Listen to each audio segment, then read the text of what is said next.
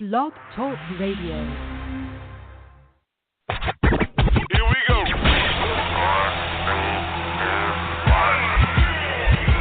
Blast off. This is True Capitalist Radio. True Capitalist Radio. I am your host, the man they call Ghost. The badass of business. Give him capitalism or give him death. That's it. Period. Broadcasting from his Skyline office studios in beautiful downtown Austin, Texas. You sound fruitier than a box of Fruit Loops, for Christ's sake. And now, he'll take it from here. Your host, the prognosticator of prognosticators, the man they call Ghost.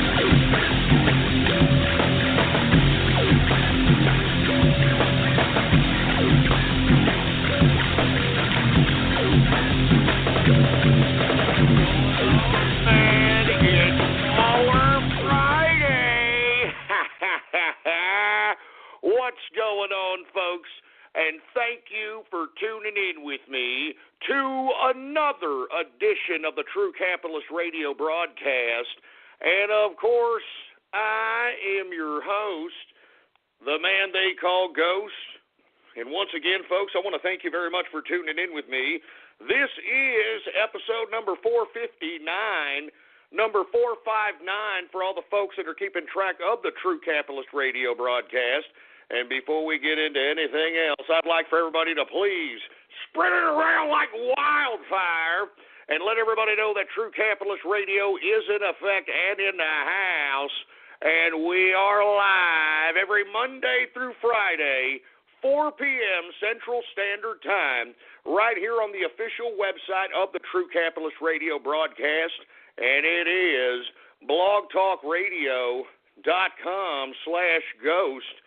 That's blogtalkradio.com/ghost. And, of course, if you have not done so, please follow me on Twitter. The Twitter name to follow is PoliticsGhost.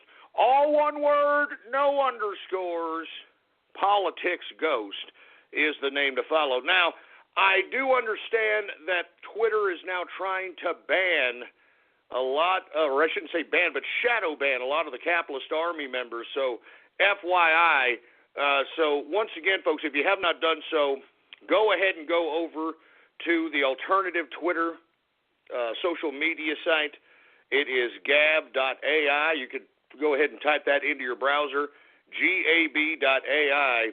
If for whatever reason Twitter wants to be a jerk ass and try to ban yours truly, we're just going to go ahead and make that transition over there. I mean, that's all there is to it. I mean, I'm trying to juice Twitter for as much as I possibly can out here because, unfortunately, there's still a lot of people on this particular social media platform, and that's why I continue to patronize it, to try to juice it, baby. Now, with that being said, folks, it is a Baller Friday, and I know we traditionally have a free format edition on this particular day here, but there's just so much news, and of course, folks, the media is at war with the American people. The mainstream media is at war with Donald Trump, our president, and that's why, even though I'm tired, folks, even though sometimes, if you want my personal opinion, even though sometimes I just don't feel like I could continue. I mean, it's just 3 hours a day, 5 days a week that I do this on top of all the other things that I do with my life. I'm talking, being a capitalist, making money. Folks, I mean, I don't go to any kind of traditional job. I am the job. I own the business. You understand? I'm a capitalist. Every day I have to wake up and I got to keep hustling, baby. Every day I'm hustling. You understand? So with that being said, I mean, I literally maybe sleep 3, maybe 4 hours a day. Maybe 4 hours a day.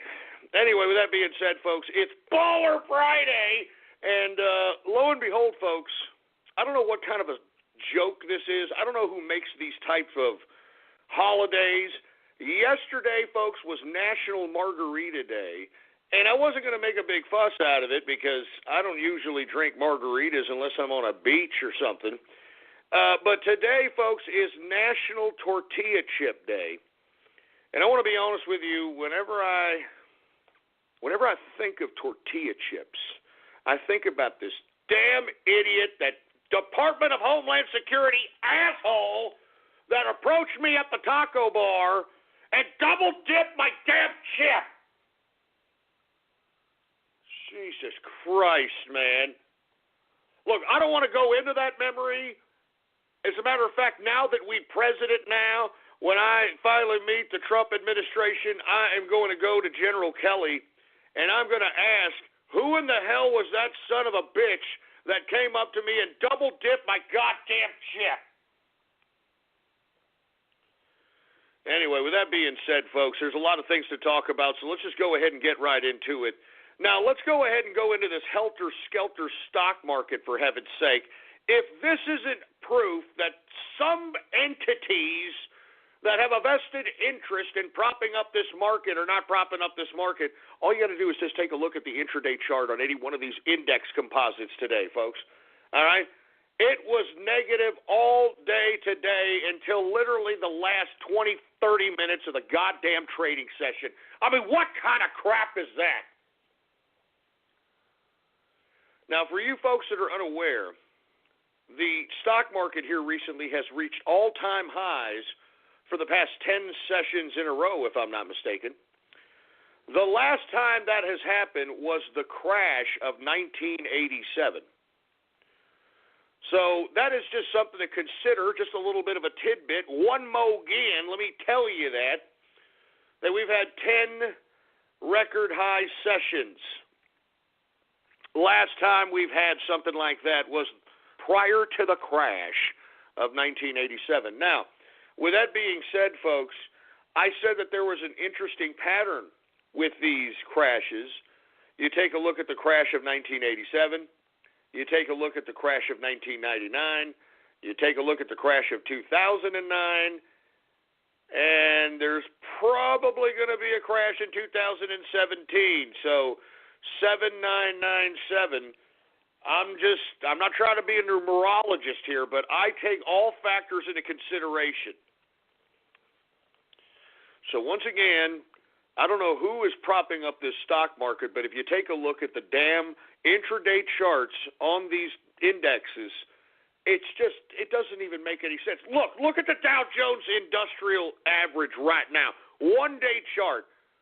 Complete negativity, and then the last 30 minutes of the session, it goes up 11 points. I mean, give me a break. Give me a break. So with that being said, let's just go ahead and get right into the stock market. Once again, I personally believe this is the calm before the storm. All right? I mean, there is a lot of correlations with previous crashes as it relates to what's going on at this point in time. Even the business media is starting to catch that this damn market is overbought. There's low volume, all right? That means there's not that many people trading in this market. I keep emphasizing that because when you have low volume, if you happen to be a part of the consortium of hedge fund managers, mutual fund managers, financial bigwigs that are controlling people's retirements, 401ks, so on and so forth, it's not too hard to collude with one another, given the fact that you have so much low volume in this market. And the only way, I mean, it's so easy to collude. All you have to do is just tell a bunch of people that have funds with other people's money in the billions to start slowly in spread out accounts buying blocks of shares of a certain given number of stocks so that it can prop up the indexes like the Dow, like the S&P, like the NASDAQ. So once I'm just trying to let everybody know right now that I am sitting on cash and I'm waiting for the crash, all right? And look, I don't want a crash to happen, but there's nothing justifying this. Take a look at all the first quarter numbers. Remember at the beginning of the first quarter, we had Macy's talking about laying off 1,000 people, closing stores. Kohl's retailer is going to do the same thing today. J.C. Penney's is going to, lay off about 100, it's going to close, actually, 140 stores. 140 J.C. Penney stores. I mean, those are big box stores. That's a lot of jobs that are going to no longer be in existence. And look, to be honest with you, J.C. Penney really, they had this coming. I mean, have you ever been to a J.C. Penney lately, for Christ's sake? I happened to have went to a J.C. Penney, and I'm not going to explain why I was there, but I was looking for some shirts, okay, looking for some white T-shirts, okay? Should be very easy to find, right? Should be able to go and find, white T-shirts somewhere, everything. I mean, that's the way big box retailers used to be. They used to be very customer friendly. I don't know what the hell happened to them now. But lo and behold, I'm trying to look in this. I mean, excuse my French. I'm sorry. It was ridiculous that a big box store is continuing to stay in business, doing business like this. Okay. I'm looking around, can't find white T-shirts. All right. So now I'm looking for somebody that works in this stupid joint. I can't find anybody working. Nobody has a name tag. I can't find anybody who's working. There's nobody at the damn registers. I can't find anybody. So I have to literally find the first person I can. It's a freaking customer, all right? It's a freaking customer, and I'm like, hey, buddy, you happen to know where the freaking white T-shirts are around here? And luckily for me, this customer, pointed me in the right direction. So let me tell you, if I'm having to go to J.C. Penney and you've got customers servicing your sale, then you are an idiot, J.C. Penney, and you deserve the 140 stores closing that is encompassing your company. What a disgrace. What a disgrace. You know what? They should have never recapitalized your damn company if you were going to continue to run it to this capacity. Y'all remember when J.C. Penney was on the brink of bankruptcy, for Christ's sake, and you had some nutcase creditors that were able to just kind of, I guess, give them the money at a higher interest rate? I mean, give me a break. They should have never been recapitalized. You should be ashamed of yourself, J.C. Penney, and that goes for everybody else who does business like that. Now that we are in the Trump capitalist administration, we're not going to expect, as a matter of fact, consumers shouldn't expect that kind of garbage anymore. I'm serious. I didn't mean to get off on that tirade, but I saw that coming. I mean, if you were at a damn J.C. Penney shopping, I mean, you should have saw that coming. All right. Anyway, let's go ahead and get to the damn stock market here before I go off keister. Now, once again, take a look at the Dow Jones Industrial chart for the day. Makes no sense. Makes no sense. Down all day until the last 30 minutes of the trading session. No sense. It almost looks like I said. People are trying to prop up this market. And why would they be trying to prop up this market, folks? Because I'm telling you, look at all the hype of the Dow Jones 2K, Dow Jones 20K scenario. I mean, you have it all over the mainstream media. I mean, people that aren't traditionally investing in the market are being hyped to do so because they see the Dow Jones Industrials at 20,000 points plus, and they think it's a great day in Mr. Rogers' neighborhood. And you see the colluders that are behind propping up this market want more people to buy at these high prices so that they can incrementally start selling off positions so that they can leave the suckers that are going to be suckered into this market holding the bag at these high prices. I mean, like I said many times before, even if you don't understand stocks, I mean, what does the old saying go? Buy low, sell high. And right now we're at all-time highs. We've seen all-time highs 10 times in a row here. So that's why I'm saying I implore you to realize that this is not a buyer's market. As a matter of fact, if you're profiting right now, if you're sitting on a nice portfolio because of these, I guess, colluded markets that continue to find suckers to buy, I would strongly advise you to incrementally get yourself out because I can see the writing on the wall here. I think this damn thing could explode, or it pop, I should say, at any time. I mean, it looked a little vulnerable today. That's why I didn't even bother to suggest a stock to watch in the morning on Twitter, because the volume sucked. And moreover, the stock market was flat all day. The stock market sucked all day. All day until the last 30 minutes. And then the last 30 minutes happened, and then lo and behold, people are just going to go in? No, not everybody's just going to go in. The Wall Street people, the hedge fund managers, the mutual fund managers. So that's why I'm telling everybody today, if you have any positions, I am encouraging you to get out now and profit so you can be holding cash. So when the crash finally does happen, which it could happen any minute, man. Look, somebody is propping up this stock market. The volume in this market is so low, and I think that we've had a couple of people like Zero Hedge and a couple of other business media outlets actually acknowledging this, that there's something wrong as the volume is going lower in the market, which means not that many shares are exchanging hands, not that many people are buying, yet the freaking price of stocks keeps going up. That is a major problem. That is an unsustainable anomaly, and at some point in time, it is going to pop, and everybody is going to be left holding the bag, and I'm strongly imploring you, don't be one of those people holding the bag.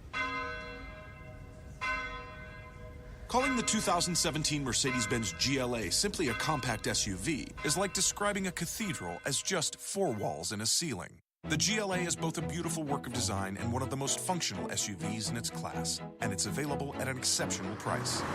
Why drive any compact SUV when you could be driving the 2017 Mercedes-Benz GLA? Visit MBUSA.com/GLA to learn more. Mercedes-Benz, the best or nothing. Anyway, let's get to the Dow Jones Industrial. Once again, all day today, folks, we were in the negative all day until the last 30 minutes of the day session. Dow Jones for this Friday closes out at 11.44 points up. 11.44 points up on the plus side. A percentage increase of 0.05%, closing out the Dow Jones Industrial at 20,821.76 points for the Dow Jones Industrial. I'm telling you, man, I'm telling you this right now, it's a trap. Don't smoke the crack that these investors are smoking. And there's not that many investors to begin with. I mean, the only people that are really trading out here are individuals that are taking control of their own investing lives, and those that are the hedge fund, mutual fund, the retirement fund managers. I mean, these are the only people that are truly trading out here. I'm serious. These are the only people that are truly trading. And to be honest with you, we need more independent investors in trading in the stock market.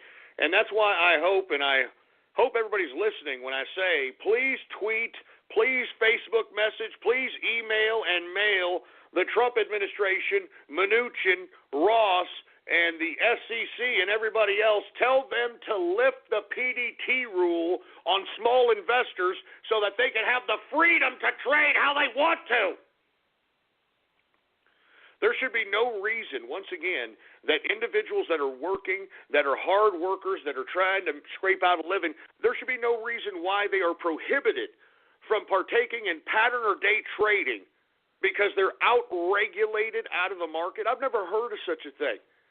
I mean, that PDT rule seems to me as if it is regulated out small investors so that these idiot Wall Street hedge fund manager, mutual fund manager assholes can literally do what they're doing now, propping up this damn market, for Christ's sake. Anyway, once again, folks, all right, I am trying to tell everybody, please just listen to what I'm telling you. Do not believe this hype, all right? Do not believe this damn hype.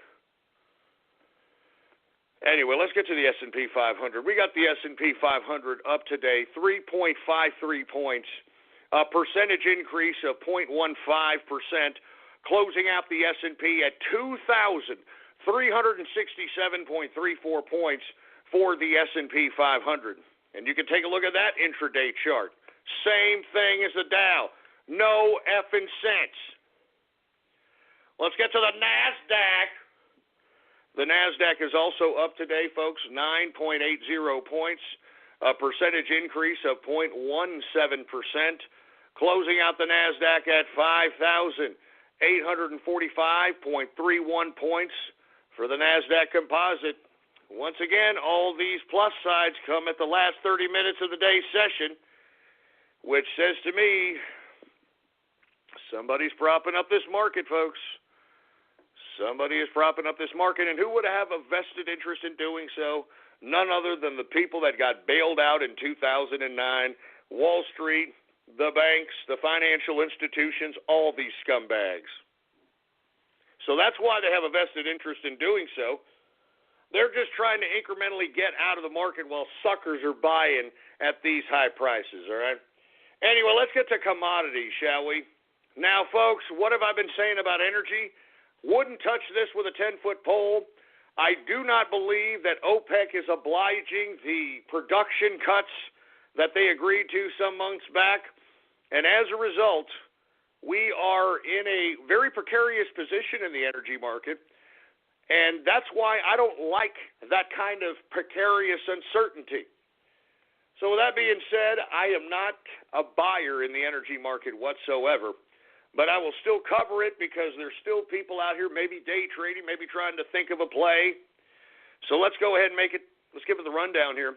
We've got WTI sweet crude down today, 43 cents, a percentage decrease of 0.79%, closing out WTI at $54.02 per barrel of WTI sweet crude. We've got Brent crude oil down also today, folks, 54 cents. Brent crude down 54 cents, a percentage decrease of 0.95%, closing out Brent crude at $56.04 per barrel of Brent crude oil. Let's go ahead and get to gasoline. Gasoline is finally starting to see somewhat of a retraction here. It is down today 0.90%. After seeing plus sides on the 1 or 2% range in the past several sessions.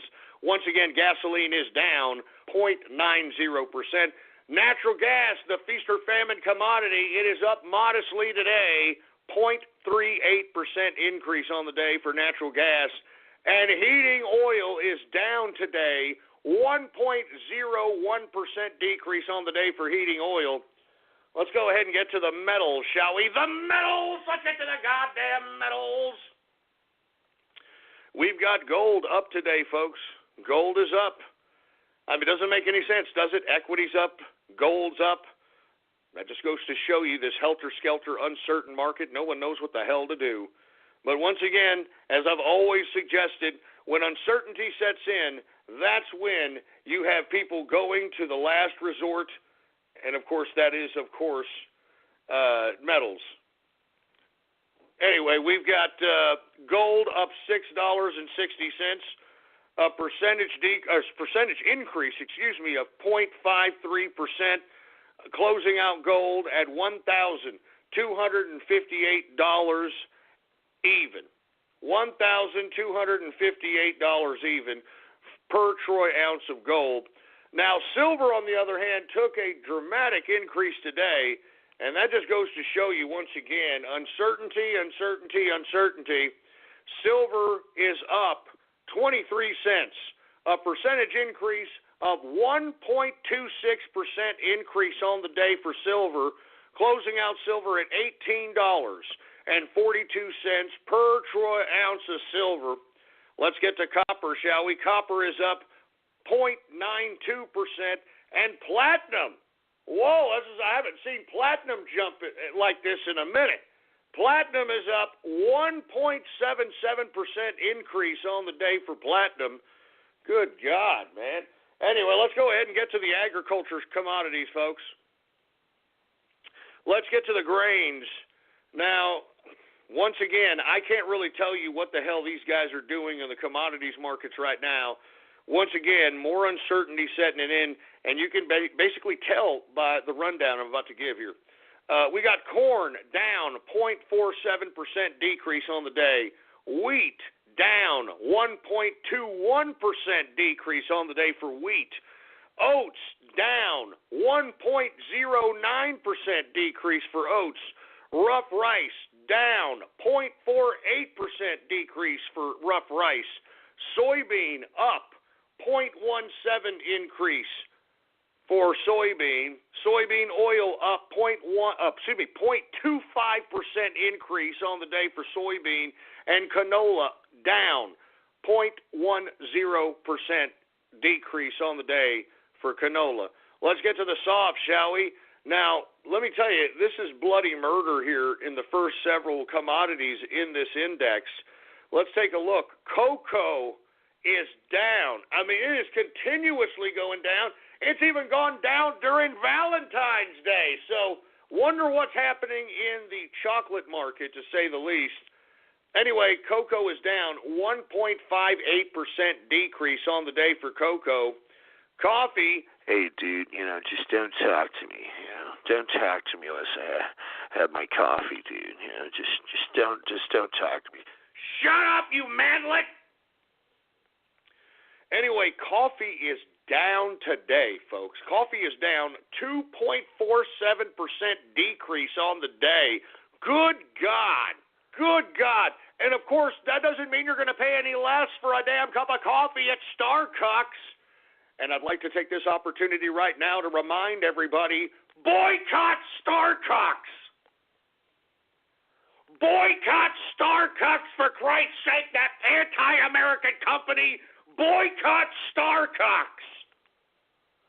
And I'm telling you, if I see somebody with a damn Starbucks cup in their hand, I'm going to say, oh, yeah, you're an un-American piece of trash, huh? Why don't you go out there? Why don't you go to Mexico? Why don't you get the hell out of here? Why don't you go to a sanctuary city, you scumbag? Once again, boycott Starbucks. This is the same company that tried to defy the president and his administration and their immigration reforms by saying that they're going to hire 10,000 illegal immigrants in defiance of the law. That's why I'm saying to each and every one of you, boycott Starbucks. Anyway, let's go ahead and get to the next commodity, sugar.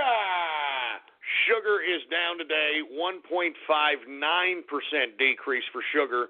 Orange juice is down, 2.13% decrease for orange juice. Cotton is up 0.62%. Lumber is up today. Good God, it is up 1.09% increase on the day for lumber. Rubber is up 1.30% increase on the day for rubber. And we've got ethanol down today, 0.20% decrease on the day for ethanol. Let's get to livestock, shall we? Livestock, I'm loving this because we are seeing decreases in live cattle. And I don't know about you guys, I've been eating a lot of steak. I'll tell you that right damn now. I'm talking porterhouse steaks. I'm talking T-bone sirloins. I'm talking New York strips, tenderloin, baby. I'm talking about prime rib. You name it, baby. You name it. And I'm loving these cheap beef prices, and I hope you are too. Anyway, live cattle is down today, folks. 1.35% decrease on the day for live cattle. So that should be reflected this weekend if you want to buy a badass steak for you and your girl or something. You know what I'm saying? Or if you happen to be, homosexual or gay or anything. You know what I mean? You too, Anyway, we got cattle feeder. It is down today. 2.76% decrease on the day. Good God. And, folks, lean hogs is finally bouncing back after a couple of sessions of decreases. Lean hogs is up 2.18% increase on the day for lean hogs. And before we close out with the markets, I want to remind everybody that I had been telling people that Bitcoin is going to be a very attractive investment because we have more and more countries that are pulling away from actual hard currency. All right? So once again, folks, I have been trying to let everybody know right now that Bitcoin is a lucrative alternative for any kind of a hedge at this point. I mean, I legitimately think so. Anyway, folks, for you folks who are unaware, last evening, Taiwan announced that it was going to go cashless. It was going to go cashless. And in the process, folks, because we're seeing more and more countries, remember I said this. I had been saying this. Remember when Bitcoin took a contraction here recently and it was down to about 798, 700 and change?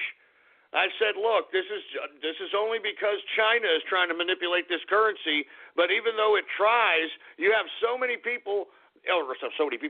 countries trying to outlaw cold hard cash that they're going to look to this cryptocurrency and other cryptocurrencies as an alternative to exchange goods and services outside the government influence. Because as I stated, if we outlaw cash in America, or anywhere for that matter, the government has full and total control of your money. They can look at every single transaction you make in your life, and they are complete oversight over every transaction. That's why they're trying to get rid of cash, folks. They want to know what you are doing. They want to know what you're doing. So with that being said, these cryptocurrencies are going to be an alternative means in which people exchange goods and services outside the oversight of government. And that's why in America, folks, especially the capitalists in this country, we cannot allow cash to cease to exist. We have to demand that there be some sort of tangible cash that can be exchanged in this economy. Because if we get rid of cash, folks, the first people it will hurt is the most impoverished people in this nation. It will hurt the most impoverished people in this nation. And whatever economic opportunity that they had by being able to obtain cold hard cash, and I've said many different instances that I've seen out here in San Antonio, Texas, when I first came out here, and I was at a damn stoplight, I had this freaking Mexican kid, a barefoot Mexican kid, come up to my goddamn window with a box full of candy apples, all right? I mean, I don't like candy apples, and I was a little perplexed by it, but if I had a damn urge for candy apples, I would have been able to pull out a couple of bucks and give him a couple of dollars without the damn government being shoved up my ass. So that's why I'm telling everybody, folks, in America, we cannot allow anyone to try to outlaw cash. Cannot allow anyone to outlaw cash in this country because we need to have the freedom of exchanging goods and services without any kind of government oversight, without the governments being the goddamn overlords of every transaction in this country. We cannot allow them to have that power. We cannot allow the government to have that kind of power. So, once again, if you hear me, please be pro-cash. You hear me? Be pro-cash.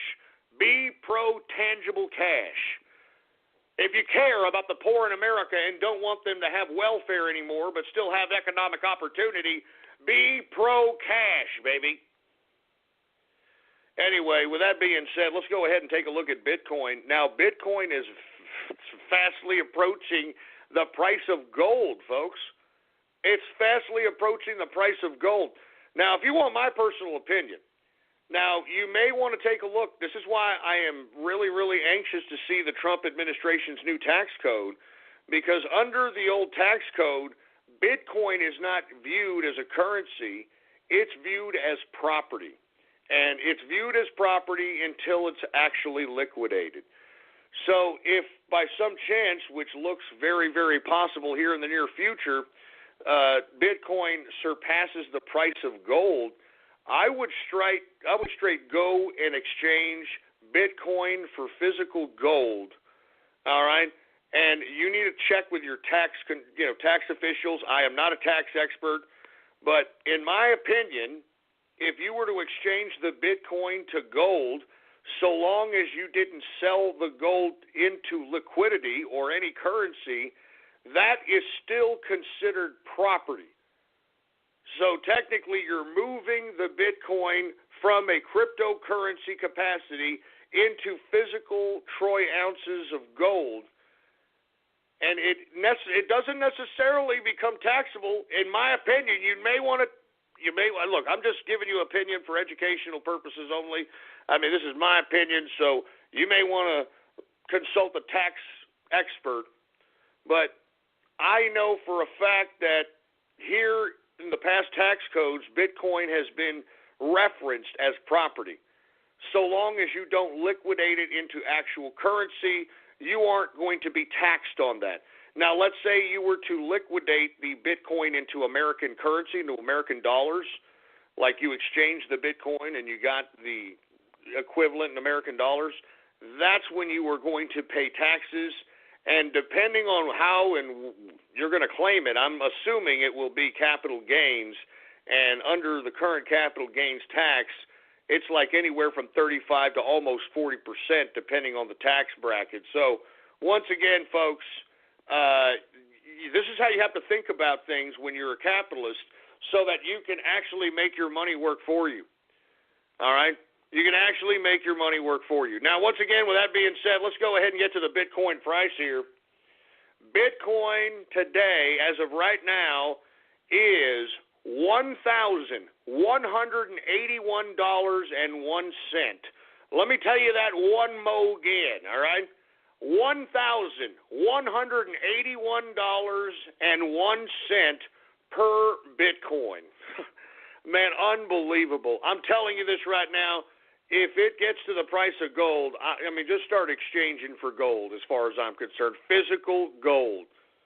I'm not even joking around. Physical gold up in here. Anyway, folks, that, my friends, is the markets for your ass, all right? Anyway, folks, this is a Baller Friday. And before we get into anything else, let me go ahead and get my drink here. This is Baller Friday. And for you folks that are just tuning in and don't know what Baller Friday is, it's that time of the week where us capitalists bask in our success throughout the week, bask in our wages, in our labor, in our capital, in our profits. And what we do is on a Baller Friday, we take our favorite vice and partake in it to bask in our success. Because let me tell you something, folks, no one's going to care about you more than you. And you should take pride in your success. Don't be an egomaniac about it. Don't get me wrong. Don't be some kind of holier-than-thou, egotistical, almost demigod-like maniac, but bask in your success. So once again, I am going to go ahead and raise my glass to all the people that are a part of the capitalist army, everybody who is a part of the capitalist revolution. And let me tell you something right now, each and everybody who's listening to the sound of my voice, that is the emerging capitalist right. Because that's exactly the political spectrum that is rising from the ashes of the alt-right. It is the capitalist right. It is the right wing that is organized based upon the tenets of capitalism, liberty, and nationalism. And we embrace difference, baby. We embrace it. Difference is the essence of individualism. Difference is the essence of individualism. That's why the right wing, the capitalist right wing, is the counterculture to the conformists, to the totalitarian left wing. So once again, folks, I want to say cheers to the capitalist army, cheers to the capitalists throughout the world, cheers to the capitalist right, and cheers to the man who is the manifestation to the capitalist revolution. And I'm talking about President Donald Trump. Cheers, baby, cheers.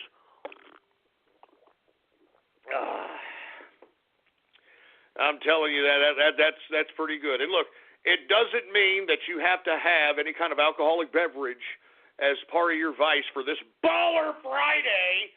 I mean, you can have whatever you want. You want to have a candy bar. You want to have yourself a pastry. You want to have a whole pie with one fork. It doesn't matter. A gallon of Haagen-Dazs. It doesn't matter. Bask in your success. Bask in your success, I say, all right? Anyway, with that being said, let me go ahead and get a little bit into the show before we have some Twitter shout-outs, folks. Did you all see the president's speech at CPAC? Oh, my God, man. What a speech, man. What a speech. If you didn't get to see it, I mean, there are so many lines in that speech, I don't even think I can get to all of them here. But a few of them that stands out is how he tells people on welfare they're going to have to go back to work and they're going to love it. What did I tell you? I told you this day would come. I told you all this day would come, and it's here. And President Donald Trump announced it on a Baller Friday. Oh, my God. Did you not hear when he said that? When he said that, I could not believe it. I was like, oh, good God, he's listening to the show. Oh, my God. Let me tell you something. I told all of you that this day would come. I told all of you, didn't I? I said that all you people that are collecting all this welfare, all you people that are trying to rub it in the faces of the taxpayer, all you folks that are out here thinking that this is going to be a free gravy train for the rest of eternity, I told you that this was going to come to an end. I told you. I told you. He says, we're going to get people off welfare, and we're going to put them back to work, and they're going to love it. They're going to love it. I told you this was a capitalist revolution. I told you that this was a capitalist revolution. Didn't I say it? Didn't I damn say it? Let me tell you something, folks. Next month, and that's next March, at the end of March, is going to be 1 year. 1 whole year since I came back on this broadcast and just commenced damage in the political arena. And what have I said ever since I came back last March? I said that this was a capitalist revolution. I said it and I meant it. I'm telling you this right now. I'm pretty sure all the Poe in America are scared crapless because they ain't going to be able to just kind of sit back on their fat asses anymore and collect a goddamn government check, for Christ's sake. Do you understand me? This is a capitalist revolution. I told you. I told all of you that are collecting entitlements that at one day you're going to have to get up off your fat ass and get back to work. Get back to work. Man, I said this back in 2010, 2011. I said this. Oh, my God. You don't even understand how proud I am to be an American today. You don't understand how proud I am. The capitalists have taken control of state power, and look at what we're doing. We're dismantling this son of a bitch. And that's what I always said. Didn't I always say it? Go back in the archive if you don't believe me. I always said that we need to elect people that are going to attain power to dismantle the government, and that's exactly what we're looking at right before our very eyes. That's why the deep state doesn't like President Trump, because their little stupid bureaucratic bunch of garbage and their dumbass days and their stupid ridiculous pensions and all this crap is over. It's over. And I'm telling you this right now, that was one of the zingers man, I had been saying that for years. And to hear the President of the United States say it, I mean, it almost brings a tear to my eye. I always said it. You can look back in the archive if you don't believe me. What a sight to see. Another zinger that he said was purely calling out globalism. Oh, man, he was checking globalism. He was like, we're not going to be a part of globalism or global anything. I am the President of the United States, not the globe. And when he said that, the crowd erupted. And let me tell you, you could not get any more of a clear line in the sand than when Trump was calling out globalism at CPAC. And not to mention, on a side note, Nigel Farage, our good friend from across the pond in Britannia, was also speaking at CPAC, and he also said that 2016 was the beginning of the populist revolt against the globalists. So this, and I'm telling you, the right wing is the counterculture for not just the domestic social culture, but the world culture. I'm telling you, this is a war now. I can feel the war. It's much like I said yesterday. It's like the American Civil War. The American Civil War, it was the Federalists versus states' rights. This world war, this globalist war, it is the globalists versus the nation states. Same crap, bigger plate, baby. You understand? And let me tell you something right now. We, as the nation states, need to hit back at these globalists. They have all of our populations hypnotized because many of them have their medias in their pocket. They have our medias in their pocket.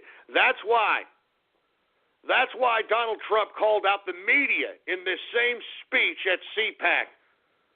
That's why he's been harping on this, that this media, this mainstream media, is an enemy of the American people. That's why shows like this and other media outlets, alternative media outlets, are starting to become more viable because no one wants to listen to the mainstream media. And why? Much like I said yesterday, the reason the mainstream media doesn't inform you and doesn't actually give you real news is because they don't have a financial vested interest to do so. If they were actually telling you the real news, much like President Trump said today in the CPAC speech, if they were showing you what was really happening in Sweden, if they were showing you what was really happening in Germany and France, if they were showing you these types of images, you wouldn't want to look at them, and you know what you would do? You would flip the channel on some adult cartoon so you could feel better. And you see, the mainstream media knows this, so that's why they're feeding you nothing but a bunch of sensationalistic yellow journalism that is meaningless. And that's why I said, folks, that's why I said this show, the Capitalist Army, the Inner Circle, we are comprising through our own organic means. We are going to open up our own media organization in which we are going to deliver real news. And I'm talking real reports from real people on the ground from all over the world. And I'm telling you this right now, there's an opportunity for not just us here on the Capitalist Army and the Inner Circle side, but also for every one of you. If you have the same ideas or similar thereof of the capitalist right, I am encouraging you to go out and vlog, go out and blog, go out and express yourself politically. And you know something, folks? Expressing yourself politically doesn't necessarily mean that you have to exclusively be a journalist or exclusively be a vlogger or a blogger. You can express yourself politically in any capacity. You can express yourself politically in song. You can express yourself politically in literature, in poems.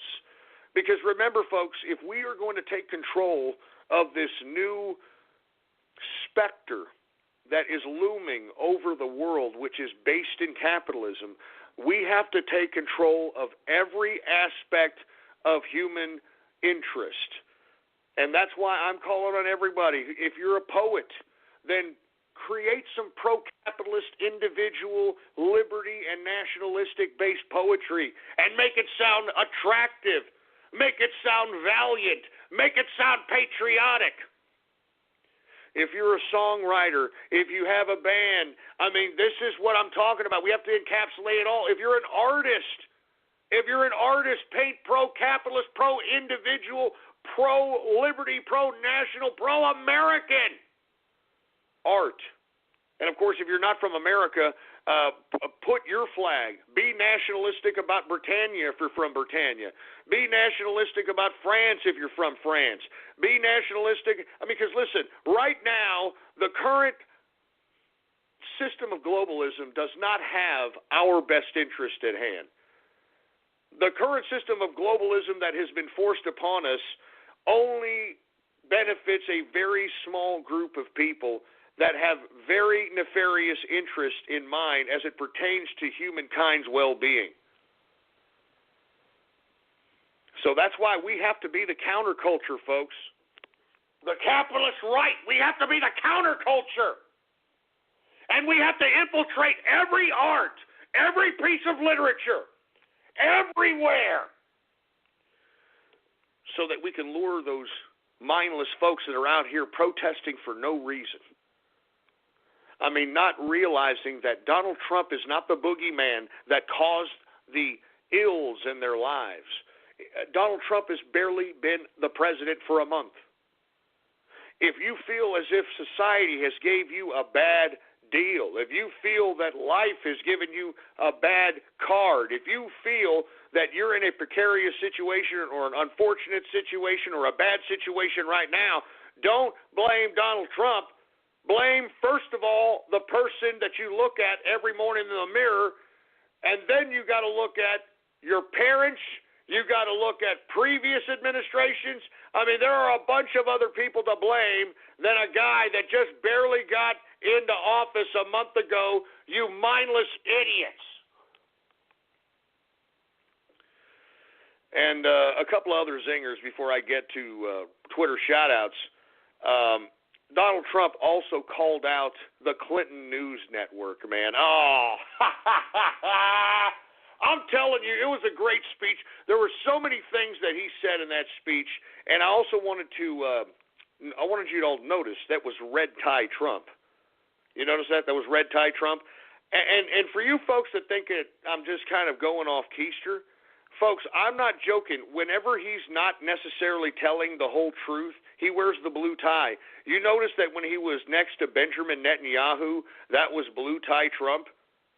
All right? And that's why, blue tie Trump was like, yeah, whatever you say, Bibsy, whatever. Yeah, just shut up. I mean, serious. Anyway, folks, once again, red tie Trump telling it how it is, telling us the truth, the whole truth, and nothing but the truth. One of the best speeches. I'm telling you, this man always comes up with just a better speech that inspires me even more and more, that gives me the energy. Anytime that I feel tired, anytime that I feel like I don't want to do this broadcast for 3 hours after a whole day's work trying to think of how to get capital, trying to work the businesses, trying to work my life, so on and so forth, I think of Donald Trump. I think about this man, how hard he's working, what he's given up to try to save this country. That's what keeps me going, folks.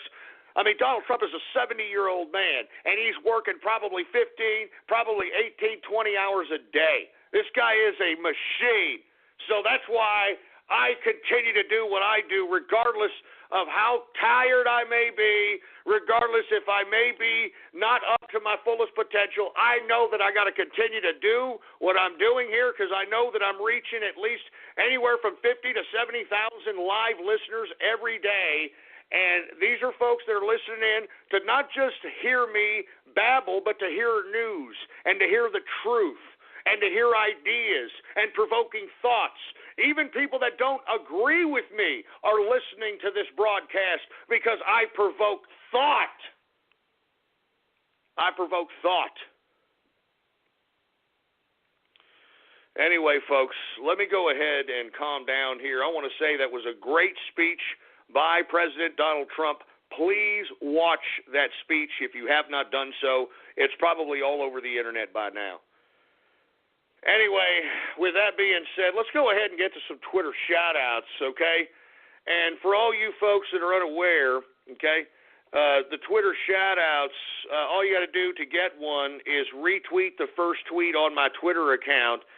And the tweet to retweet is True Capitalist Radio Live. That tweet to retweet again is True Capitalist Radio Live. And when you tweet that tweet, or retweet that tweet, I will give you a Twitter shout-out live right here on the broadcast, right here and now. Do we got any Twitter shout-outs, engineer?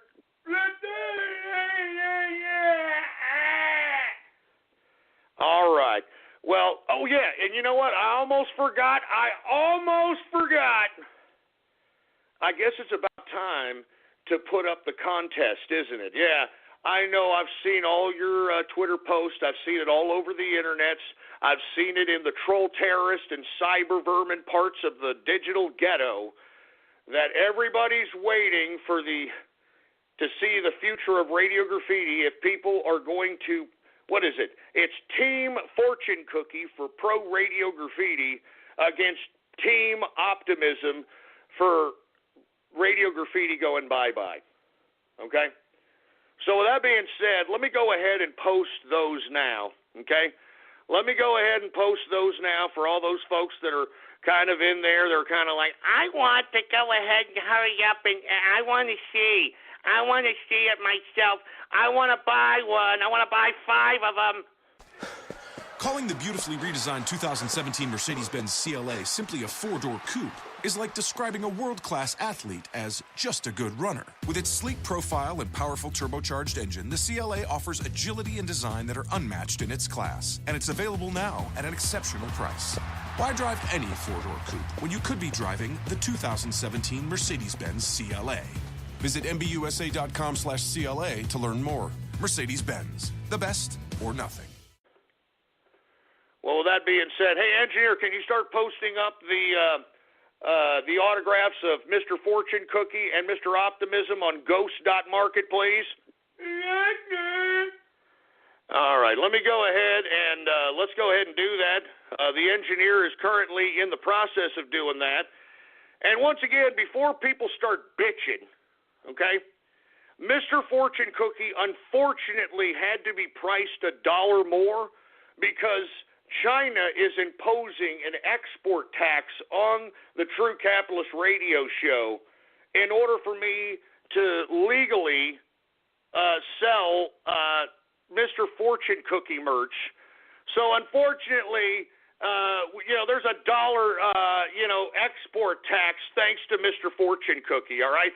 Hey, and don't come at me, all right? That's communist China. That's communist China. So don't blame me. You blame that Chinese son of a bitch, all right? Anyway, with that being said, look, I don't even want to look. You know what I'm saying? I'm telling you this right now. I don't even want to look at what the hell's going on there on the sales. So the engineer is going to keep me abreast of what's going on as it relates to the sales of those particular autographs because – with all due respect, folks, I mean, buy Mr. Optimism, okay? Buy, let's get a little serious here, all right? Let's take out Radio Graffiti, all right? Jesus Christ. Anyway, folks, without any further ado, let's get to some Twitter shout-outs right now. Anyway, who do we got here, folks? We've got what's going on to Distilling Capitalist. We've got the Crow T Robot, whatever the hell that means, Dimitri Pinochet. Spurto wants a shout-out. What's going on to Spurto? We've got Young Ghost in the house. What's going on? Who else do we have going on over here? Once again, retweet the first tweet on my Twitter account. All right, and we'll go ahead and give you a shout-out right here, right now. We've got Cliff Burton Short Bus. Oh, that's horrible. That's horrible, for Christ's sake, man. Cliff Burton Short Bus.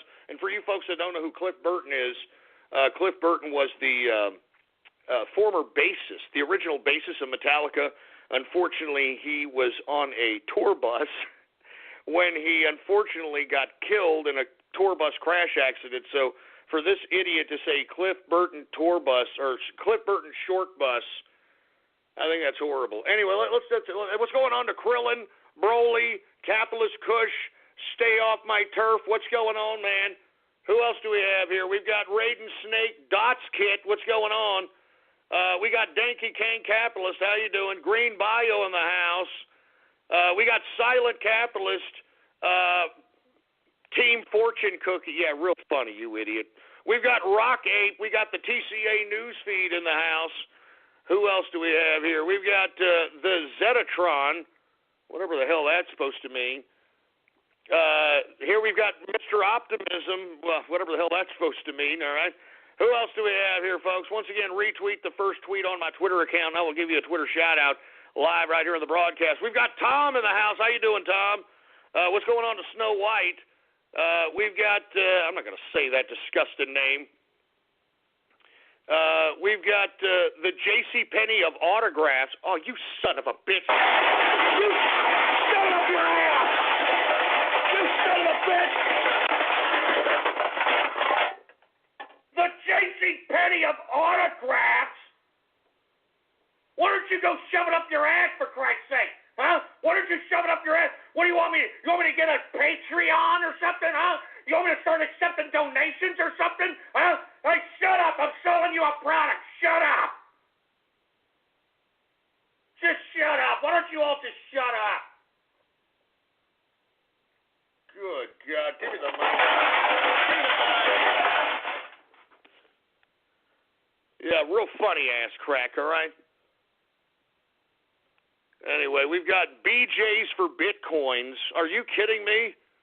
Are you kidding me? I mean, Bitcoins are almost worth as much as gold, literally. I mean, you know, I don't think there's a BJ in the world worth that, if you want my personal opinion, all right? I'm sorry. Anyway, we got Sergeant Yoda in the house. What's going on?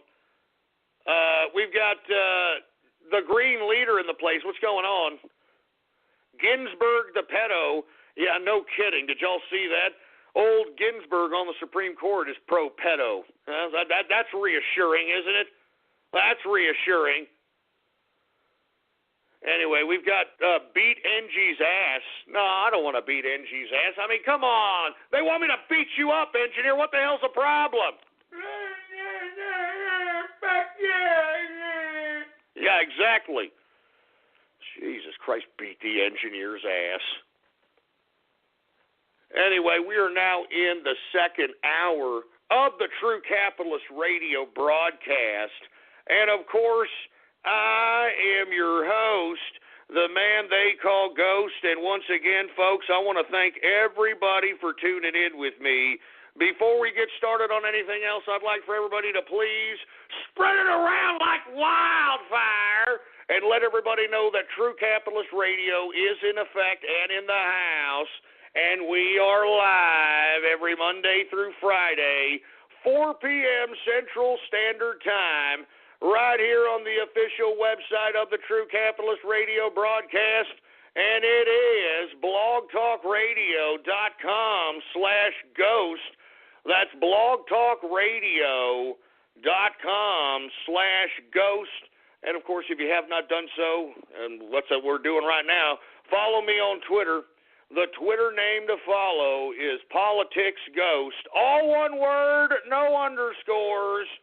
PoliticsGhost is the name to follow. Now, with that being said, folks, once again, I'm seeing that we're already tied up here with the Mr. Fortune Cookie, Mr. Optimism merch.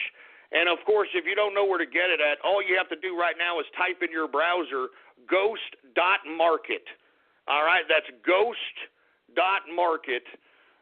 When you type that in your browser, it'll take you right to where the Mr. Fortune Cookie and Mr. Optimism merch is.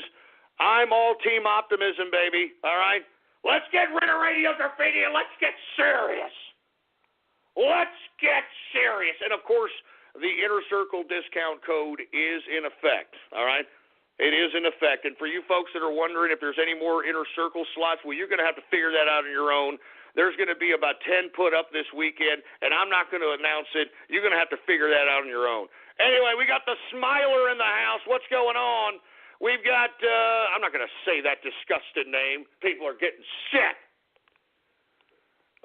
We've got Flamin' Nipple Chops in the house. What's going on? Sell DHS agent merch. I'm not going to sell that, assholes. Are you kidding me? Shove it up your ass. We got Caleb the Capitalist in the house. What's going on? We got TC Capitalist in the place. What's going on? I'm telling you this right now. Yes, we do have an Inner Circle discount, folks. So I'll be giving that out after the show to everybody who wants one in the inner circle. Just holler at me in the DM or in the chat room or any other method of communication. All right. Anyway, let's continue going. We've got Gabe the 13th. We got Supa in the place. We've got Baller Friday. Somebody named Baller Friday. We've got Twerk for food stamps. Oh, Jesus Christ. You know, I would laugh at that, but that's actually really happening. I mean, you got freaking women that are out here twerking for a food stamp, for heaven's sake. We got Free Deplorable Troll. We've got Dr. P. Nestle, whatever the hell that's supposed to mean. We got Latvian Capitalist. What's going on? We got NRJ Commando. We've got Contest Will Be Rigged. What the hell are you talking about? Shut up. Ain't nobody. I mean, hey, the numbers are there, all right? There's no rigging that. The numbers are right there. So don't give me this crap that the damn contest is going to be rigged, all right? Jesus Christ. You see, you guys are already making an excuse here. You're already making a goddamn excuse, and I don't want to hear it. I don't want to hear it, for Christ's sake. And on that note, Mr. Fortune Cookie just took the lead, for Christ's sake. Man, God damn it. God damn it. Look, listen. I mean, it's time for this show to get serious, okay, guys? It's time for this show to get serious.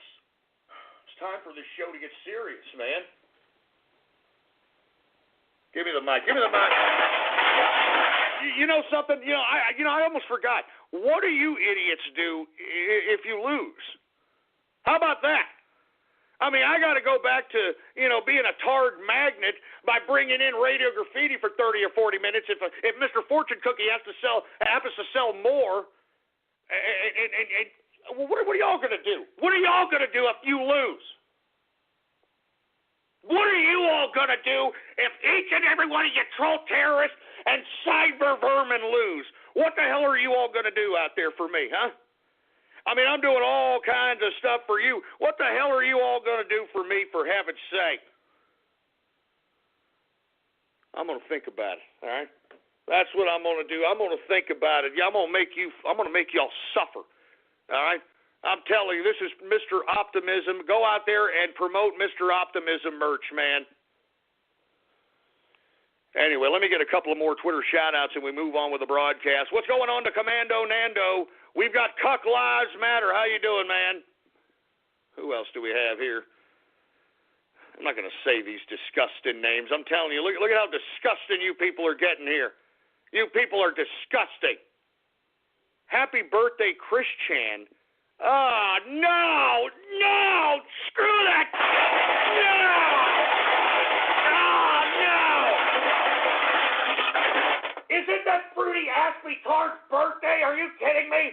That autistic freak, that autistic cross-dressing, I don't even know what to call that kid anymore.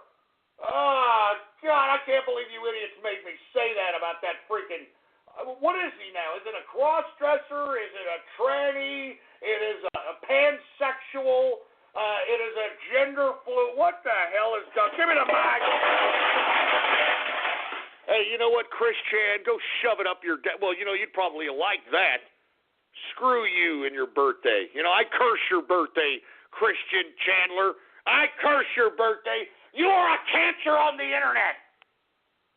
You are a cancer on the internet. As a matter of fact, everybody bow their heads right now. Everybody bow their heads.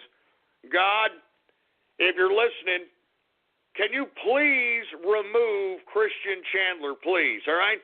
Can you please remove this horrific cancer of decent society, please, okay? I mean, I don't even know why you even brought him here, God. Is this your joke? Is this your joke, God? I mean, aside from him being a very spastic, autistic freak show, all of a sudden you decide to throw it in this simplistic tard's head that he wants to be a tranny or a cross-dresser or a transvestite or whatever the hell he's trying to be? Come on, God. We've had enough of the joke. The joke is up. Remove this guy, please. Amen. Father, Son, and the Holy Ghost, Christian Chandler is who I hate the most. La la la ho la la ha la la he la la ha la la ho la la ha. Leka leka hi leka hi ni ho leka leka hi ni ho leka leka hi ni ho.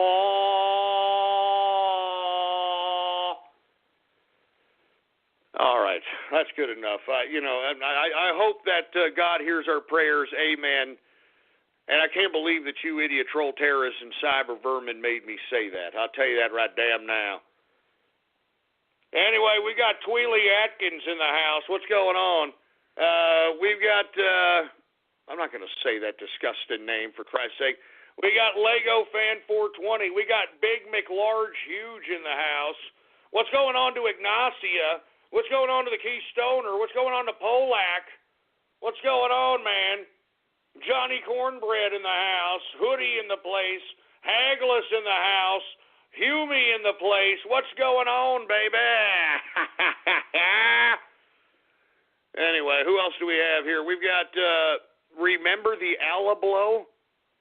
Man, that's not funny, you ass crap. Remember, God damn it.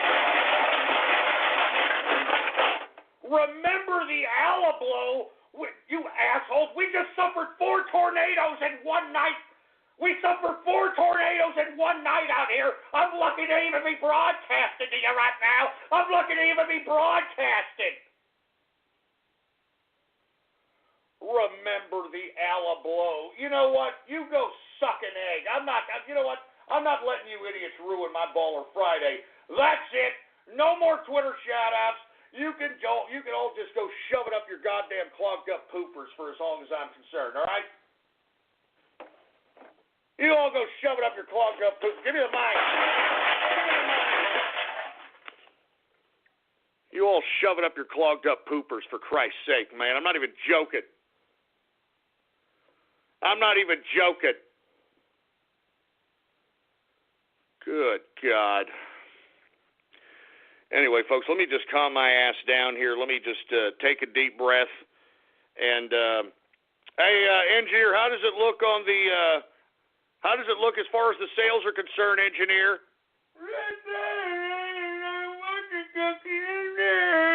Are you joking? Man, Fortune Cookie is taking the lead, folks. He's in the lead, man. He's in the lead by 5. Please, please, no, please. There's Twilly Atkins, for Christ's sake. No, please, man, let's Team Optimism. You know what? Let's bring in Mr. Optimist, please. Hey, engineer, get Mr. Optimist on the horn here. All right? Maybe he can help sell his own autograph, please, because we cannot have this. We cannot have this, for Christ's sake, man. We need Team Optimism to work. Jesus Christ. Anyway, for Christ's sake, let me continue going here. All right. Jesus Christ, where am I? I mean, I'm sorry. I'm a little perplexed. I'm surprised that these people are stabbing me in the back by buying Mr. Fortune Cookie merch. It's a commie. Mr. Fortune Cookie's a commie, you bastard.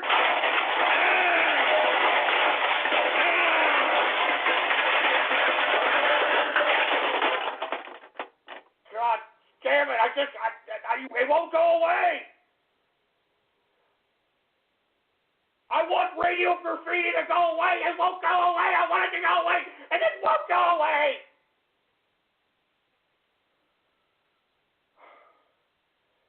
Jesus Christ, give me the mic. Anyway, look, the engineer's trying to get Mr. Optimism on the horn. I got to continue going with the show. I need a drink after that. Give me my drink, for Christ's sake.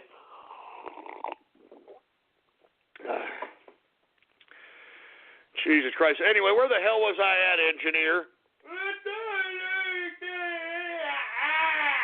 All right, that's right. I was talking a little bit about how Donald Trump, I'm sorry, folks, if I'm a little taken back. I can't believe people are buying Mr. Fortune Cookie merch. Anyway, Donald Trump was at CPAC, and he was delivering once again, another great patriotic speech. Great patriotic speech. Unbelievable speech. We talked about it here prior to Twitter shoutouts. If you have not watched that speech from CPAC today, then by God, go ahead and do so. I mean, this guy just literally laid it on thick and laid it on the enemy and basically had a call to arms, so to speak. And I loved it, and I loved every minute of it. Anyway, let's go ahead and get to another subject matter. Let's keep on with the POTUS Trump news here. Donald Trump blasts the FBI on Twitter this morning. Did y'all see that, folks? He's blasting the FBI because somebody out there is not doing their job finding out who are the leakers of the information, not only from the White House, but from national security issues. I mean, who in the hell leaked the tapped conversation between Michael Flynn and the Russian ambassador? I mean, who is eavesdropping on the president between calls between him and the Mexican president, him and the Australian prime minister? Who's doing this? And not to mention, they need to be found and they need to be brought to justice. Anyway, this morning, Donald Trump got on Twitter and basically blasted the FBI and told them to find the national security leakers. And they need to be found and they need to be brought to justice. And when they're found, folks, I hope that Donald Trump throws the harshest book at them. Because as far as I'm concerned, these are national security-based type of information, pieces of information, and this is coming from the inside. Now, with that being said, this puts in jeopardy any kind of diplomacy that Donald Trump is going to attempt as it relates to other countries in relations to us. And these leaks have to be stopped. I mean, they utterly just have to be stopped. And I hope that the FBI is listening to our president, because these leaks are a national security risk. And it seems as if parts of the deep state that are leaking this information, they're doing it in conjunction with the mainstream media. And that's why Donald Trump, our president, is calling out the mainstream media as the enemy of the American people, because they are. They're trying to shape the perspective of the average everyday American behind pure propaganda and not the facts and not the truth. The truth! That's why, folks, those of us in this circle, those of us that are listening to this broadcast, those of us on the capitalist right, we have to continue to work overtime to discredit the mainstream media, to discredit and expose the lies and the hypocrisy of the mainstream media. We can't be complacent. The left is not complacent. The globalists are not complacent. The Republican establishment are not complacent. That's why we on the Trump train, we on the capitalist right, we in the capitalist army cannot afford to be complacent.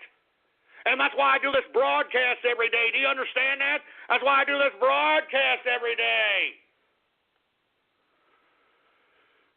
That's why I'm doing this broadcast every single day, because I want to make sure that people listen and hear the message. And the message is, we are the capitalist right.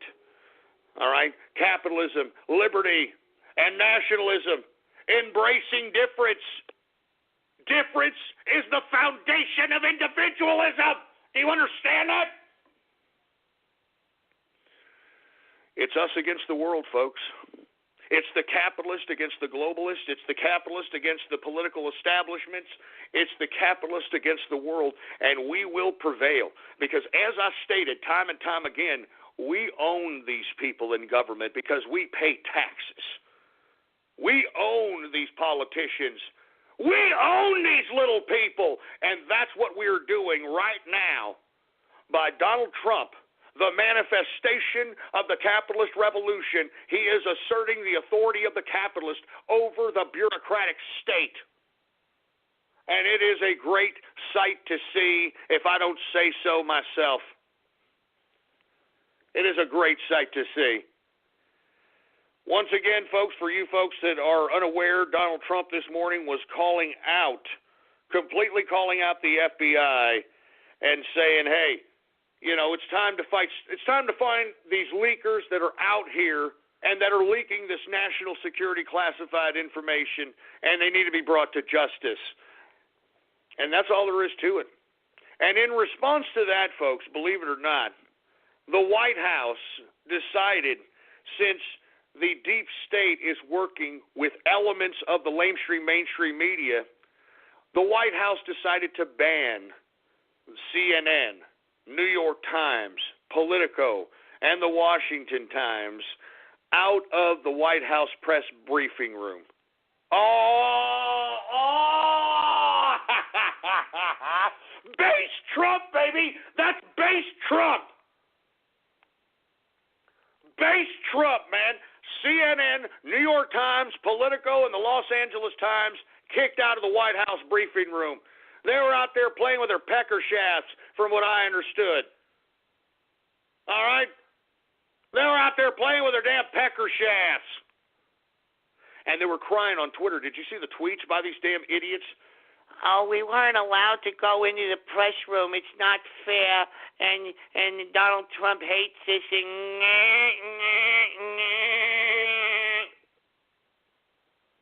Hey, that's tough titty there, CNN, New York Times, Politico, and the Los Angeles Times. You have done nothing but perpetually hit the United States president. You have done nothing but spread slanderous lies about the president, and it's about time that you got cut down to size. I mean, the president basically bitch-slapped these mainstream media entities and told them that you're no longer the only game in town. You're no longer the only entity that helps shape the narrative within the American political psyche. All right?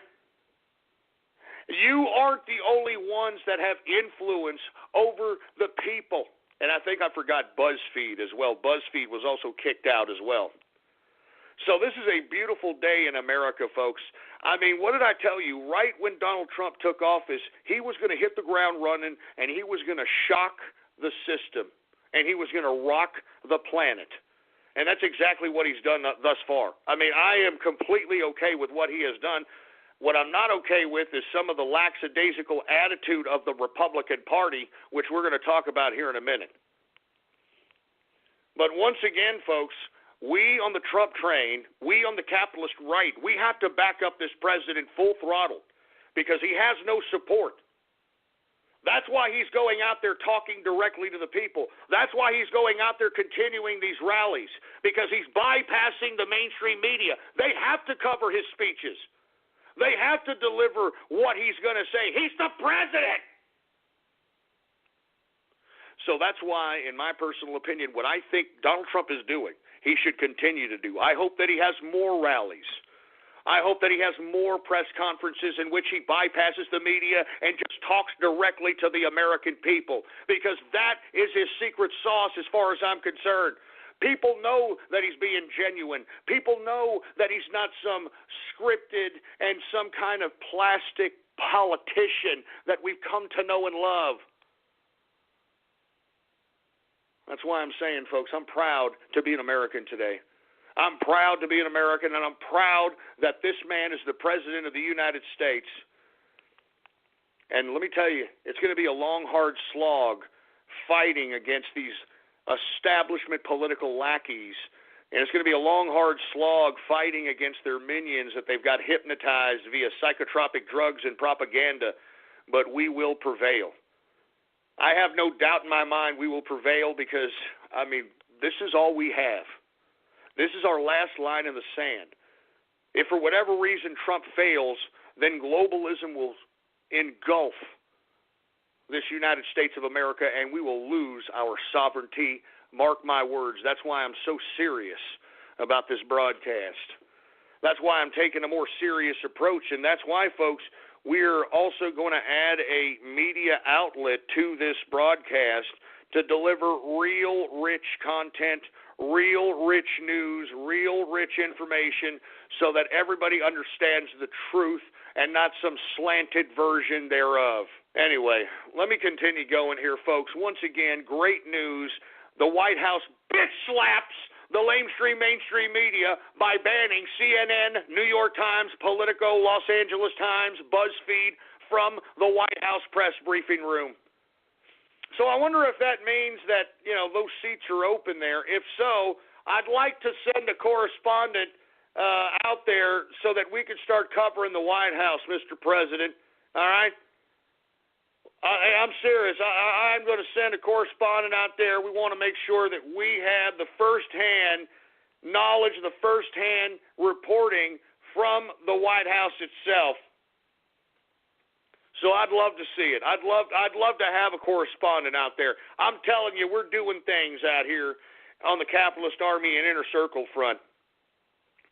And I'm telling you, here in the next couple of weeks, I would not be surprised if here in the next, give it a month, here in the next month, that some of the correspondents that are going to be providing content for our news organization are going to be quoted by mainstream sources. Because I'm going to tell you this, before the goddamn publication is put out, we are going to put out things that the mainstream media is not going to put out as it pertains to these scumbag politicians. We're going to go right at them where it hurts. We're going to expose their lies. We're going to expose their contradictions. We're going to go deep inside their lives, if necessary, to be able to find whatever dirt, whatever we can find, whatever, so that these damn politicians don't believe that they can continue to act like nonchalant, sitting on their thumb jerk dicks and try to claim that they're doing something worth the crap for the American people. You understand that? So that's all there is to it. I mean, we're going to go right at these political establishments full throttle. And, hey, are we going to take some heat for it? Sure. But we're ready. You understand? Those of us that are about to contribute to this, we're ready. Bring it on. You know what I'm saying? Bring it the hell on. We're not going to shy away from anything because we want to make sure that globalism is confronted on the same front that they have confronted us and taken over our countries. Calling the 2017 Mercedes-Benz GLA simply a compact SUV is like describing a cathedral as just 4 walls and a ceiling. The GLA is both a beautiful work of design and one of the most functional SUVs in its class, and it's available at an exceptional price. Why drive any compact SUV when you could be driving the 2017 Mercedes-Benz GLA? Visit MBUSA.com/GLA to learn more. Mercedes-Benz, the best or nothing. Anyway, folks, let me move on to the next subject matter here because it's Baller Friday. And I want to just continue going with the flow. We're talking about Trump news. We're talking about how Trump had a great speech at CPAC. Trump blasts the FBI to find the national security leakers within Washington, D.C. And in response to that, the White House banned CNN, New York Times, Politico, and the Los Angeles Times and BuzzFeed from the press briefing room in the White House. I'm telling you, it's a new day in America. It's a breath of fresh air, to say the least. Breath of fresh air. Good God. But you see, with that breath of fresh air comes some angst, comes some disappointment, for a lack of a better term. And I'm talking about the Republican establishment. That's right. I'm talking about the Republican establishment who is doing absolutely nothing in this Congress. They are not doing anything in an attempt to try to repeal and replace Obamacare. They're not doing anything to try to pass this tax plan that Donald Trump has been trying to promote throughout the campaign. They're not doing anything. They're not working on an infrastructure bill to try to rebuild America. They're not working on a damn thing. And it makes me sick. And you know what sucks about all this, folks, is that people are heeding the call. People are listening to what I'm saying and everybody else is saying, and they are confronting these Republican congressmen at their town hall meetings. I hear that Republicans are getting livid. They're getting angry at these town halls at the lack of legislation that has been passed. There's been no legislation passed in this Republican-dominated government. And you see, even with all the rowdy town halls and them having to be escorted by police, they're still not doing anything. They still think that they can get away with this crap. That's why, folks, when we create this publication, the Capitalist Army and the Inner Circle, when we make this, we're going right after their personal lives. We're going right at them. I mean, if I have to send people down to investigate and follow these people around if necessary, we're going to find out their deepest, darkest secrets, because these idiots refuse to battle us on the conventional political front, since they want to start acting like deep state assholes and using personal information and leaking information. Remember, information is power. So as far as I'm concerned, the gloves are off. Every one of these bureaucratic politicians that are doing nothing in favor of the American people and only doing everything in favor of themselves, they are now a target of us, the Capitalist Army and the Inner Circle. And I'm telling you, if you think David Brock is a evil political operative, you ain't seen nothing yet, all right? And I'm putting out a warning to all you damn bureaucrats that are out there thinking that the American public are going to get tired and they're going to go away and you can go back to business as usual. It's not going to happen. The genie's not going back inside the bottle. You either go and do what we tell you to do because we elected you stupid little people, or else it's going to be the worst thing that ever happened in your lives. I mean, we're going to find every dirty little secret that's in your lives, even if we have to use abundance amounts of resources to do it. I'm telling you this right now. And the reason I'm saying this is, have you heard? These group of GOP senators are pushing for a Russia probe. You know, here we are. We need to pass legislation for repealing and replacing Obamacare. We need to pass a tax code. We need to pass a infrastructure bill. We need to revamp the regulations in the bureaucratic infrastructure. I mean, there is so much to do, and yet we've got people from our own party, the GOP, saying that they want to push for a freaking Russian probe. I mean, what the hell is wrong with this picture? Can somebody explain that to me? What is wrong with this picture? We've got GOP senators calling for a Russia probe. And why are they doing that, folks?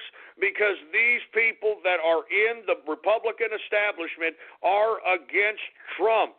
Do you understand that? They're against the Trump administration. That's why, folks, we in the Capitalist Army and the Inner Circle are going right at these politicians, and we're going to warn you, idiots. We've already been investigating you people. We've already been investigating you, and we know your dirty little secrets, and you just wait. You just wait. You think you're going to continue on as business as usual? You better not have any goddamn skeletons in your closet. That's all I've got to say. But once again, GOP senators are pushing for a Russia probe. Why are they doing that? They're doing that because they think that they can find some kind of circumstantial evidence so that they can continue to carve the perspective in Joe Sixpack's head that somehow, some way, Trump is somehow an agent of Russia. And that is not the truth, folks, okay? I mean, let's be honest. I actually heard an ex-Bush aide on Tucker Carlson last night pose a very, very good analysis of the Russian situation. And his analysis is that it's not as if Russia has co-opted Trump. It's as if Russia has co-opted the liberal media, and Russia and Putin in general is playing the liberal media against itself. Now, the reason he suggested this is because he says that right now Vladimir Putin is in a very vulnerable, very weak situation. And that means he's very weak at home. He's got to appease in Russia the Russian nationalists on one side, And on the other side, he has to appease the Muslim contingent that is within the Russian Federation. And in the process of this balancing act, he has to make it look and seem as if he is a strong leader.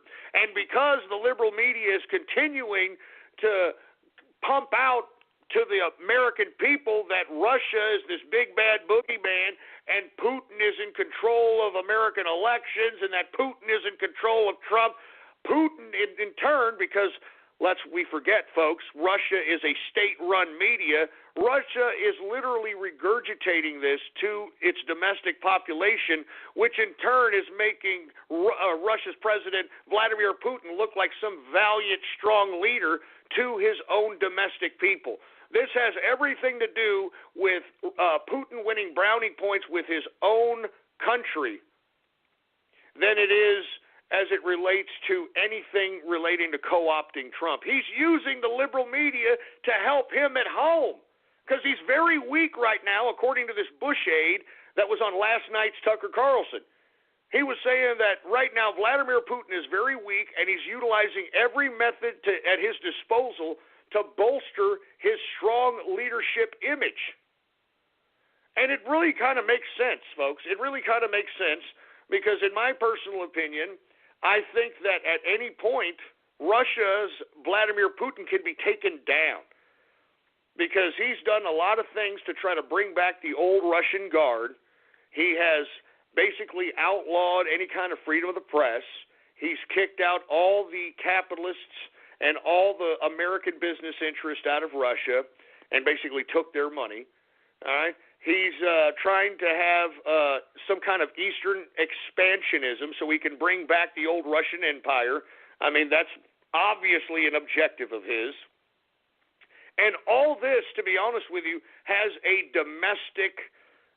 Russian domestic twist to it. He's really just playing to his own domestic population and has very little to do with anything as it pertains to the world stage. And I thought that was a very interesting analysis, and I kind of semi-agree with that assessment because if you take a look at Putin's actions, I mean, he is falling out of favor with the globalists at this point as China becomes the new model in which the globalists want to assert on the world. And for you folks that are not understanding what I'm talking about, I think that you need to maybe YouTube search the Davos, Switzerland Economic Forum, World Economic Forum this past year that happened this past January, in which they basically anoint China as the model for the world. And if you folks that are unfamiliar with China's government, it's basically this. The communist government not only micromanages everything on a totalitarian basis that the people do within China, but they also own all the industry. So the billionaires in China, they're all communist government officials. There are no private billionaires within China. They're all affiliated with the communist government. So that's the model that they want to push forth throughout the world. They want to merge the bureaucrats with the capitalists, okay, so that they can make it seem as if that there's still some kind of economic productivity, there's still some kind of economic game going on, even though all the money is going right towards the bureaucratic government officials. And that is not the model that we want here for this country in America, and that's what got Donald Trump elected, and that's what fuels Donald Trump. That's what fuels this president of ours. He doesn't want us to turn like China. He doesn't want a bunch of goddamn bureaucrats to have supra-authority over the United States people. He doesn't want the bureaucrats to be the exclusive millionaires in the economy. So that's why I'm saying, folks, all right, I think it's really disturbing that we don't have the Republican Party backing up the President of the United States. And that's why not only us over here on the Capitalist Army and the Inner Circle side are trying to do something about it, you all need to do something about it. If you know something about these scumbags that are in Washington today, if you've got evidence or if you've got spare time and energy, follow these people. All right, investigate these people. Ask people who know these people. because we got to get dirt on these idiots. That's the only way they're going to do what we tell them. It's the only way. The only way we're going to do what they're going to do what they're told, because they're supposed to be public servants. Remember that. They're supposed to do what we tell them to do. We're not supposed to elect them, and they think they can pass any law because they are elected, they've been anointed. They're supposed to be public servants, not dictators, all right? They are public servants, and we need to remind them of that, all of them. Once again, folks, GOP senators are pushing for a Russian probe. And I think this is very, very disgusting. And if you happen to know the senators that are involved in this, and of course it's John McCain, Lindsey Graham, and the like, you need to start tweeting. You need to start mailing these people. You need to start showing them your disdain and your disgust. And tell these people that you are not a part of the American people. You people are traitors. You're not only traitors to America, you're a traitor to your own party. I mean, it's a disgrace. Republicans should not be investigating Republicans. You're falling in line to the Democrats. But you see, this proves that there is no two-sided political spectrum. There is no two-sided politics. It's the same crap, different plate. The establishment political class is the establishment political class, whether it's Republican or Democrat. It doesn't matter. That's why when Donald Trump was elected president, he was elected to dismantle this goddamn bureaucratic bunch of crap. Jesus Christ. Anyway, look, let me move on to another subject matter. I think it's sick. I think it's sad. But once again, politics as usual, folks. Politics as usual. Anyway, let's talk a little bit about the alt-right, shall we? And for you folks that don't know, yours truly has been denouncing the alt-right for a good couple of weeks at this point in time. Well, lo and behold, they are now denouncing the alt-right at CPAC. There was a couple of speakers who talked against or spoke against the alt-right, one of them calling it a left-wing liberal conspiracy, quoting that these people on the alt-right are not pro-free market, they're not pro-American, some of them are, I wouldn't even call them white nationalists, just kind of white supremacists, and in essence, they're a balled-up bunch of contradiction. They're white supremacists. Here you've got Richard Spencer, and of course he showed up at CPAC and was kicked out, of course, Mr. Attention Whore over here. But here you got Richard Spencer, supposedly some white supremacist, right? Fruitier than a box of Fruit Loops. I mean, fruitier than a box of Fruit Loops, folks. I mean, you couldn't get any more fruitier, man. I mean, the man's a 38-year-old, and he's trying to dress like he's a 25-year-old twink, all right? I mean, fruitier than a box of Fruit Loops. And this is supposed to be the alt-right. As a matter of fact, the alt-right, in my opinion, and the more and more this one speaker, I forgot his name, was talking about the alt-right being a left-wing liberal conspiracy, I have to agree to some degree, okay? Now, look, I'm not trying to say that there should be no homosexuals within the capitalist right or the right-wing political spectrum. But what I don't really appreciate is this flamboyancy of homosexuality. Now, I'm not trying to say that you can't be a flamboyant gay or anything to that capacity, but pick the time and place to do so. It's much like a woman who flaunts her tits out and, has her ass cheeks out everywhere.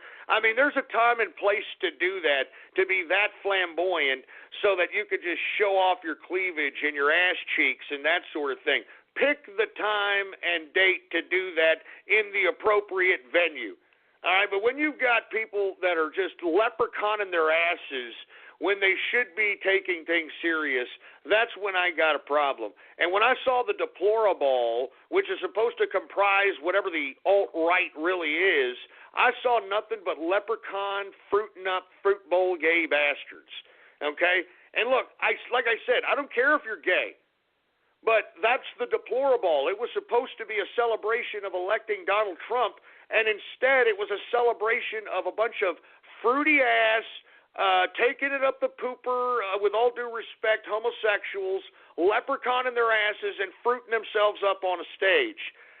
Instead of taking the time to take the deplorable serious and making a serious speech saying, hey, we did it. You know, we elected the president. We've come a long way, you know, that sort of thing. No, these people are leprechauning their asses on a goddamn stage. You know?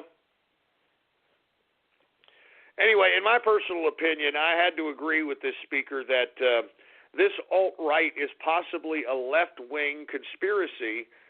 I mean, truth be told, folks, we've broke the story that Richard Spencer is connected to Russia, is connected to Alexander Dugin. His wife, Nina Byzantina, she's also connected to Dugin to the point where she translates the man's books into English. And for you folks that are unaware of who Alexander Dugin is known in Russia as Putin's brain. All right, he's Putin's favorite philosopher. So what I'm trying to say here is this whole alt-right nonsense is a Russian psyop that now is being exploited by the mainstream media in an attempt to try to connect Russia to Trump. And look, I can read right through this media, folks. I mean, what did I tell you about Milo Yiannopoulos? I told you about Milo months ago. All right? I told you about Milo months ago that this man does not have the Trump train's best interest at hand. I mean, especially after he went to the belly of the beast of liberal society out there in Berkeley and agitated a goddamn riot. I told you that there was nothing conducive of that the mainstream media was going to use that against Trump, and they did. And they did. And that's why I'm saying, with all due respect, I'm kind of glad Milo went down the way he did, because he was an embarrassment to the Trump train, an embarrassment to us trying to facilitate our objectives, our agenda. He was an embarrassment. He was a real-life troll. I mean, did you see him on Bill Maher, for Christ's sake? He made us look stupid. He made us look like a bunch of pompous-ass liberals that don't know anything and call each other names and troll. I mean, literally, he made us look stupid. So, in my personal opinion, folks, I mean, these alt-right personalities, I'm glad that CPAC is starting to shun these people, because I don't think that they have the vested interest of the right in hand. They have a warped perception of what and how they see the world. They are not pro-capitalist. They are not pro-liberty. And if they are nationalists, they are on a different type of nationalist wavelength than everybody else. But as far as I'm concerned, I agree with many at CPAC. I do not believe that the alt-right is genuine whatsoever. And I'm glad that many at CPAC are starting to call these idiots out. And that's all there is to it. They have to be called out. They have to be called out. Anyway, with that being said, folks, let me continue on with the broadcast here. And I definitely want to get to a subject matter that I've been talking about probably all week. Now, on Monday, folks, remember when I gave that analysis that Donald Trump should entertain diplomatic relations with North Korea, because North Korea could potentially be used as a loose cannon on China. And then what happened around Wednesday? Well, China cuts off the exporting of coal to North Korea, which angers the North Koreans tremendously, folks. And I said, when they cut off that export of coal, I said that North Korea was not going to be very happy, and that Kim Jong-un at this point is a lunatic. And that's why I said that Trump could use this to his advantage by opening up diplomatic relations once again with North Korea by doing nothing else other than reenacting Bill Clinton's 1994 Joint Framework Agreement, so that if they try to come at Trump politically and say that, oh, you're going with the enemy, North Korea, how dare you, he can just say that he's just reenacting and reestablishing the 1994 Joint Framework Agreement signed by him and Kim Il-sung. And in that agreement, folks, just to recapture and recant what exactly the Joint Framework Agreement is, it was when Bill Clinton sent Madeleine Albright against the five-party talks of Japan, South Korea, China, Russia, and the United States. Bill Clinton decided to break off from that five-party talk strategy and talk to North Korea one-on-one. And in doing so, they were able to agree on this joint framework agreement in which the United States was going to pay North Korea money, build them their electrical grid system, and a bunch of other concessions, just so that North Korea won't establish or build nuclear weapons. And when George W. Bush came into power in the year 2000, he said even during the campaign that he was not going to acknowledge the Joint Framework Agreement. And right when George W. Bush came into power, what did North Korea do? Kicked out the IAEA, kicked out the United Nations inspectors, and reenacted their nuclear reactors, and they've been belligerent ever since. They've been belligerent ever since. Now, look, all North Korea wants is money. If Donald Trump reestablished the 1994 Joint Framework Agreement and was able to pay what was obligated in that agreement, I think he could use Kim Jong-un as his personal basket case in the Asian Peninsula. I'm not even joking around. And really, the whole reason why we would want North Korea to agitate, we'd want them to agitate China. And I think that North Korea right now could use a war because Kim Jong-un is kind of barely holding on to power. And there's nothing more unifying to a country than a war. There's nothing more organizing for a country than a war. All right? Now, in my personal opinion, folks, it would behoove the president to open up diplomatic relations, pay North Korea to be our mercenaries in the Asian Peninsula. Now, folks, with that being said, did you hear what happened today? Oh, man. North Korea lashes out at China publicly on their own state-run media for the first time, basically calling them out in a very belligerent manner. Now, what did I tell you? What did I tell you, boy? What did I tell you? The prognosticator, a prognosticator strikes again, baby. I knew this was going to happen. And let me tell you, I hope Donald Trump is listening. This is a perfect opportunity to be able to reestablish the 1994 Joint Framework Agreement by Bill Clinton so that you can pay Kim Jong-un to be a mercenary of the United States in the goddamn Asian Peninsula. Now, the reason that I am saying that Kim Jong-un could be a mercenary in the Asian Peninsula, because that will give China something to worry about, because Kim Jong-un is a maniac. He's a loose cannon, all right? And he could be a thorn in the side of China, while at the same time Japan is remilitarizing their country as well. And the reason I'm saying this, folks, is because we have to neutralize China. China is getting way too belligerent. They're flexing nuts. They think that they're more powerful than they are, when in actuality they're a paper goddamn tiger. All right? The small-ass country of Japan has whooped the living bejesus out of China several times. All right? Several different times. So in my personal opinion, once again, it would behoove the president to be able to go out and try to reestablish. You don't even need to reestablish diplomacy.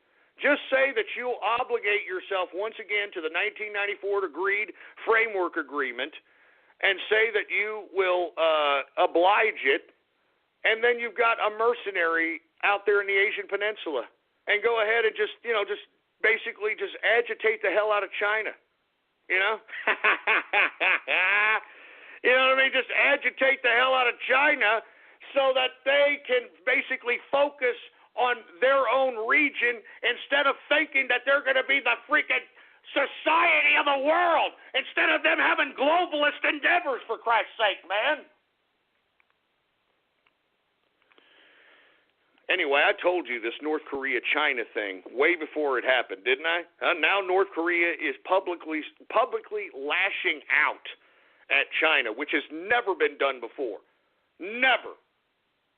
I mean, China is the only thing keeping North Korea alive at this point. So, President Trump, if you're listening, I mean, just think about sending somebody out there to North Korea and just reestablishing the Joint Framework Agreement.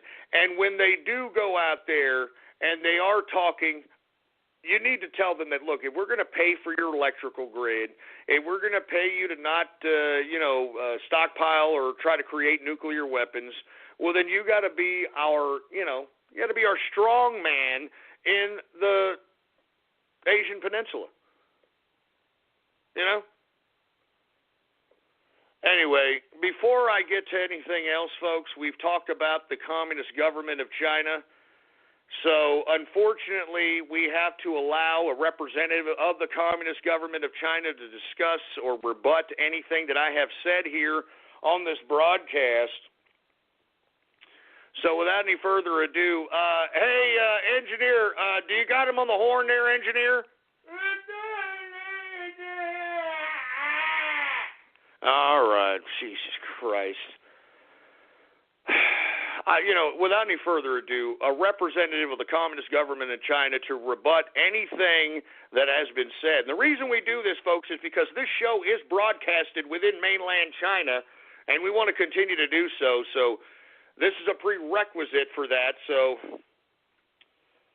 without any further ado, Mr. Fortune Cookie, are you there, sir? Oh.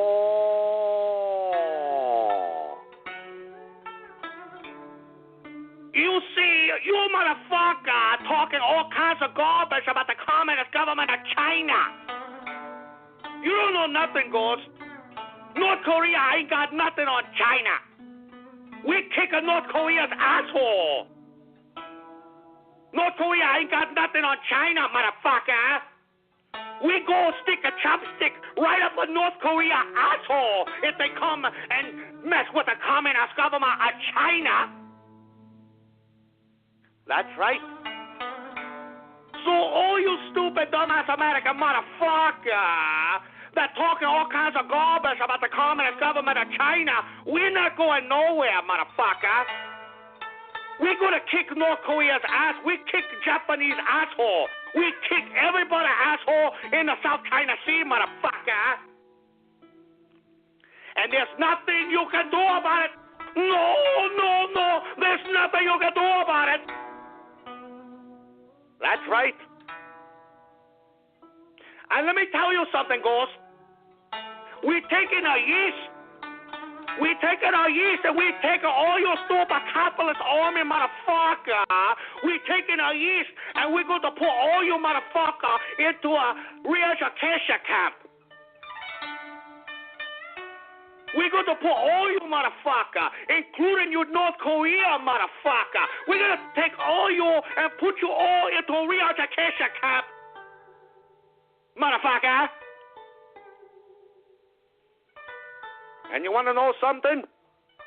You want to know why we do what we do? You want to know why we do what we do? We do it for Chairman Ma! We do it for Chairman Ma!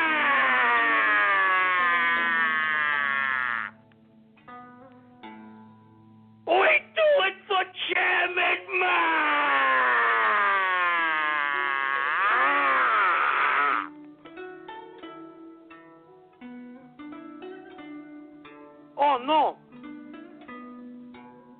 Oh no, my stomach hurt. Oh no.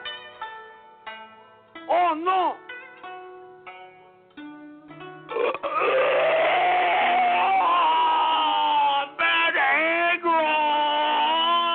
No.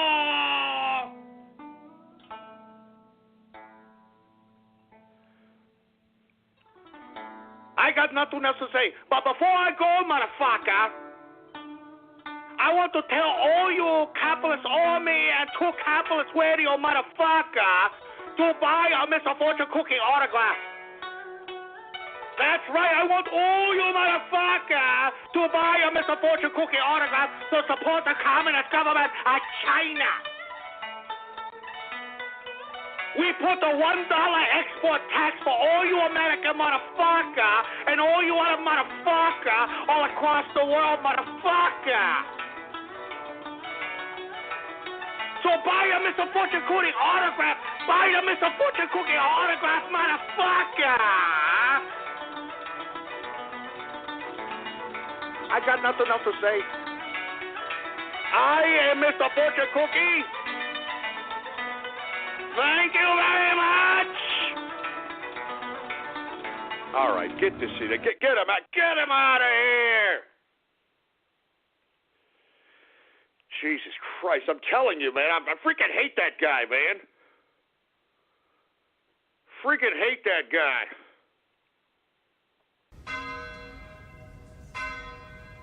Calling the 2017 Mercedes-Benz GLA simply a compact SUV is like describing a cathedral as just 4 walls and a ceiling. The GLA is both a beautiful work of design and one of the most functional SUVs in its class, and it's available at an exceptional price. Why drive any compact SUV when you could be driving the 2017 Mercedes-Benz GLA? Visit MBUSA.com/GLA to learn more. Mercedes-Benz, the best or nothing.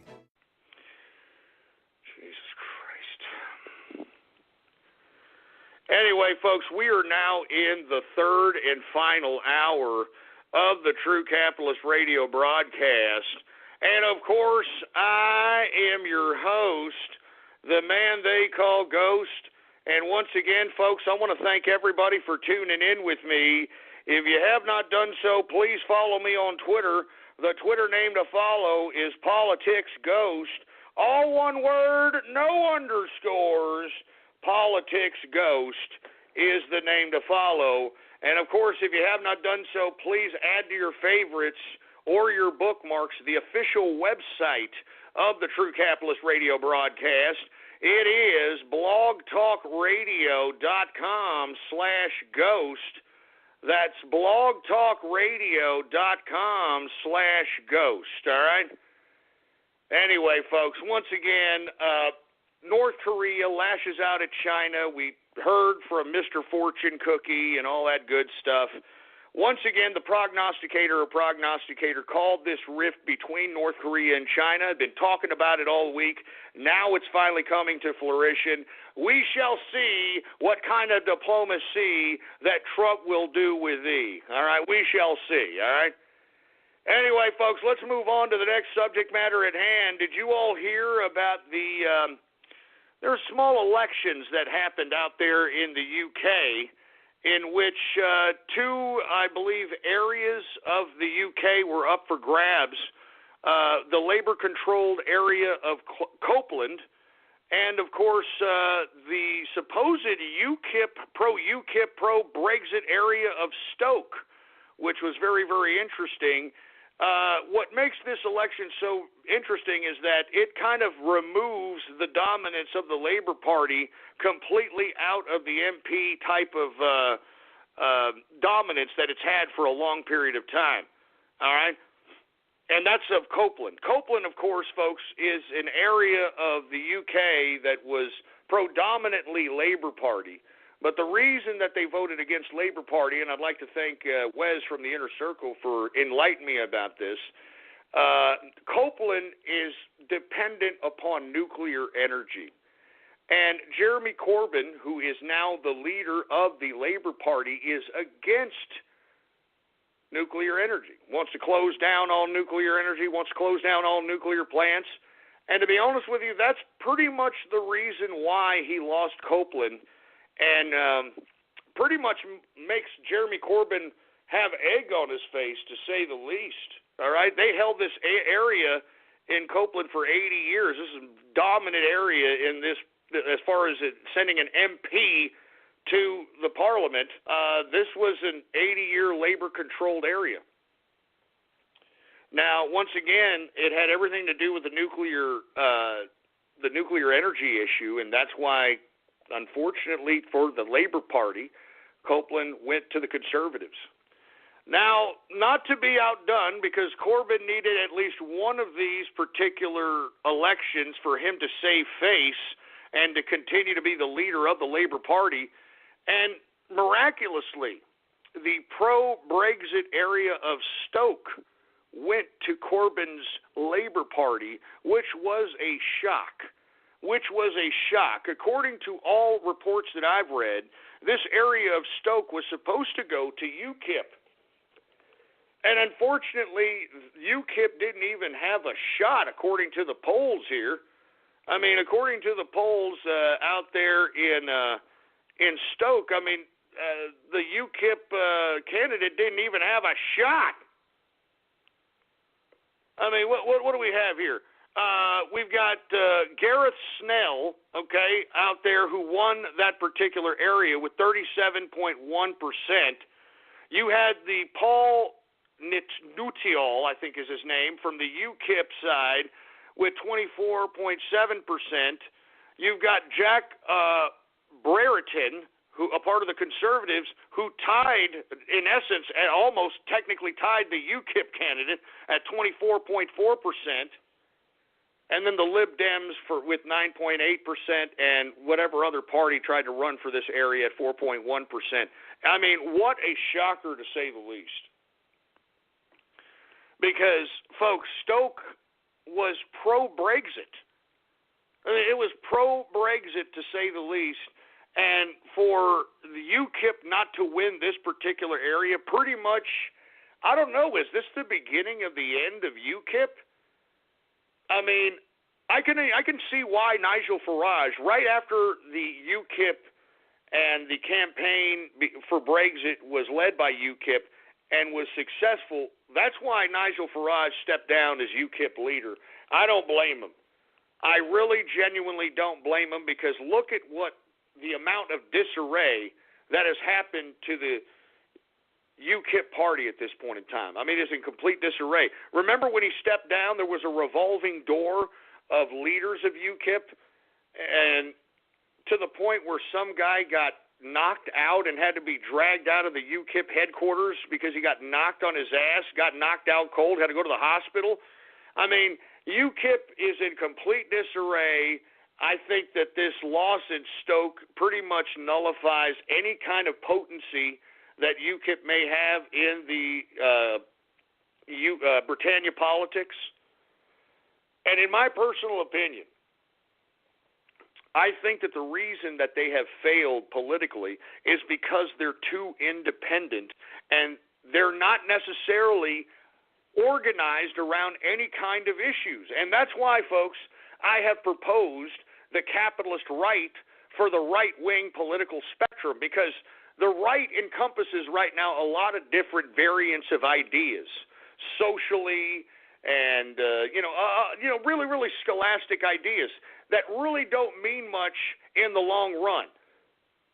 But when you're an independent, that means that everybody in the party has every kind of direction of perception as it relates to political ideologies and philosophies and policies and that sort of thing. There is no cohesion in independent parties because they're not in back of any kind of principle.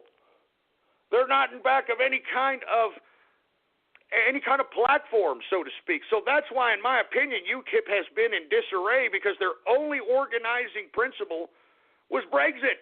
That was their only policy. That was their only thing that kind of glued them all together. And once that glue was unglued after the after the vote of Brexit, the damn party fell apart. The party fell apart. Anyway, I feel bad for UKIP. Once again, I feel bad for Britannia, because you would have thought that them losing Copeland would have been the end of Corbyn, but Corbyn has been able to continue to maintain legitimacy within Labour because of the miraculous Stoke win So for all you folks that were wishing that this is the end of Jeremy Corbyn, and you know, for you folks that don't know who Jeremy Corbyn is, this is the leader of the Labour Party in Britannia. This is a guy you can compare much like Bernie Sanders. And that's how he's galvanizing a lot of the young people within Britannia. He's basically Bernie Sanders on steroids because he's damn near communist, Jeremy Corbyn, as opposed to socialist. This guy is literally like some left-wing commie. Some of my friends from Britannia tell me a left-wing commie from college that never grew up. That never grew up. So that's who's leading the Labour Party out there in Britannia. Some old commie that never grew up. All right? And that's why I'm saying he's like Bernie, but he's communist. I mean, he's more left of Bernie. I mean, this guy, and this is what Britannia has representing them. This is what the youth is embracing out there. We have to do something about these messages on the right wing of the political spectrum. We have to make these messages easier. We have to make them more accepting to the youth. And that's why, folks, the right is not going to go anywhere by explaining very, very complex issues to very, very simple people. And that's what Marx and his Communist Manifesto, Das Kapital, and all his other works, that's why they resonate with both the simple man, the simple common man, and the intelligentsia. Because what communism sells the simple common man is that, you're going to get everything that everybody else has. I mean, wouldn't it be nice if everybody had their own house and the same kind of house and the same kind of car? I mean, that's how they try to sell these simple people that, look, you won't have to worry about anything. We'll give you health care. We'll give you a car. We'll give you food. We'll take care of you. I mean, that's literally what is being sold to the young people, and they're believing it, and that's why you have people like Jeremy Corbyn in Britannia. That's why you have people like Bernie Sanders in America. I mean, that's how come these people are becoming so popular. They're becoming so popular because they're selling this political romanticism, for Christ's sake. Good God, man. Anyway, once again, discussing a little bit of Britannia politics, the UK Conservative Party wipes out 80 years of Labour control with the Copeland win. Copeland, of course, had been dominated by the Labour Party for 80 years. And Stoke, which was an unbelievable upset, went to the Labour Party, which helped sustain Corbyn's power within the Labour Party as well. So, once again, bittersweet election, and I'd hate to be a person in Britannia. I'd hate to be somebody with any kind of rational thinking in Britannia, because I think that Britannia has gone nuts. They're gone loco. I'm really surprised that they were able to vote this Brexit thing into power, because for the most part, a lot of Britannia is a cucked piece of crap. All right? And I'm not saying that all of it is, but look at London, Stan. Look at Brighton.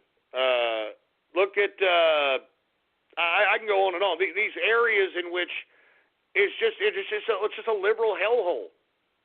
It's just a liberal hellhole, and not just a liberal hellhole in like a socialist sense, in like a full-fledged card-carrying commie sense, for heaven's sake. Anyway, let me move on to another subject matter, folks. Last but not least, guess what's happening this Sunday? Nothing but the Oscars. Hollywood, their little coronation of them getting together and circle jerking each other over some fictitious garbage movies. Folks, the Oscars are happening this Sunday, and guess what? They're going to utilize the Oscars as some sort of a venue to be political. It is going to be pure political trash, and that's why we shouldn't even acknowledge it anymore. We shouldn't even pay it any attention, all right? I mean, seriously, who are these disconnected Hollywood scumbags to tell us that we are misconcepted, that we don't know what we're talking about, that the American people got it wrong when electing the American president? I mean, these people are disgusting. I cannot believe that Hollywood is allowed to do what it's doing. I can't wait for Jeff Sessions to start investigating Hollywood and start investigating some of the damn pedophilia that's running rampant out there in Hollywood. I mean, it's already been said by a variety of different people. Corey Feldman said it in an interview that the biggest secret in Hollywood is pedophilia. He said it. You can look that up on YouTube. It's on YouTube. He said that the biggest secret is pedophilia, and yet he doesn't want to name names. Much like Milo Yiannopoulos in the Joe Rogan interview, in which he said he went to a lot of these Hollywood parties, and he said he saw a lot of very, very young boys with very old men having unprotected sex and doing lots of drugs. And, of course, he didn't want to name names either. So, and I can go on and on. I mean, you can ask any one of these child stars. Elijah Wood has made reference to this.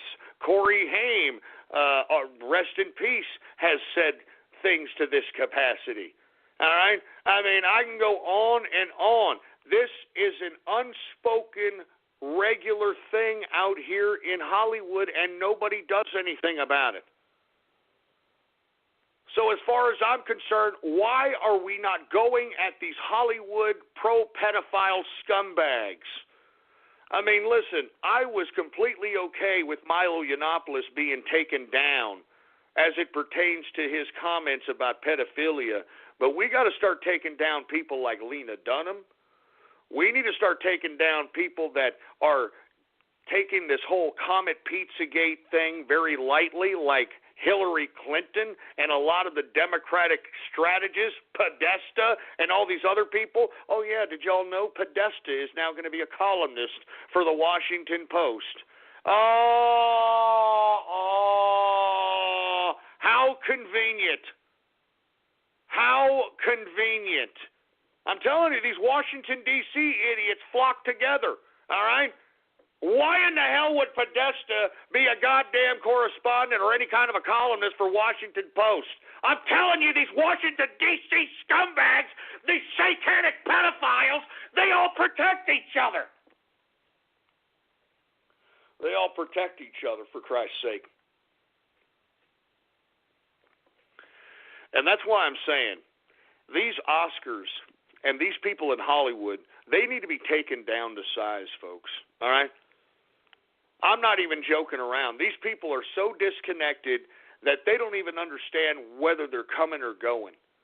I mean, when they try to get political, you put a freaking microphone in their face, they're dumber than dirt. When you try to talk politics and sophisticated policy with these idiots, they don't know their ass from their elbow, and yet they will get on a stage and pretend to be so heartbroken and pretend to have so much feeling that Donald Trump is ruining our country and we need to stand up and all this crap. I'm telling you, if it were up to me, if I was president, I would round all these people up that are trying to call for civil unrest. I'm talking about George Takei. Did you see that stupid little, oh my, fruit bowl trying to call for an American spring? We should throw that idiot in another internment camp, that stupid son of a bitch. All right? Same thing with Michael Moore. Same thing with Katy Perry. Same thing with Lady Gaga. Hell, throw Meryl Streep in there. Every one of these goddamn scumbags that are trying to inspire civil unrest, they should be thrown in prison. They should be thrown in jail. How dare you try to inspire civil unrest? How dare you try to promote violence on a mass scale? How dare you? like you idiots are going to be in the front lines when all the chaos is going on. You're going to be in your goddamn bunker. And let me tell you something.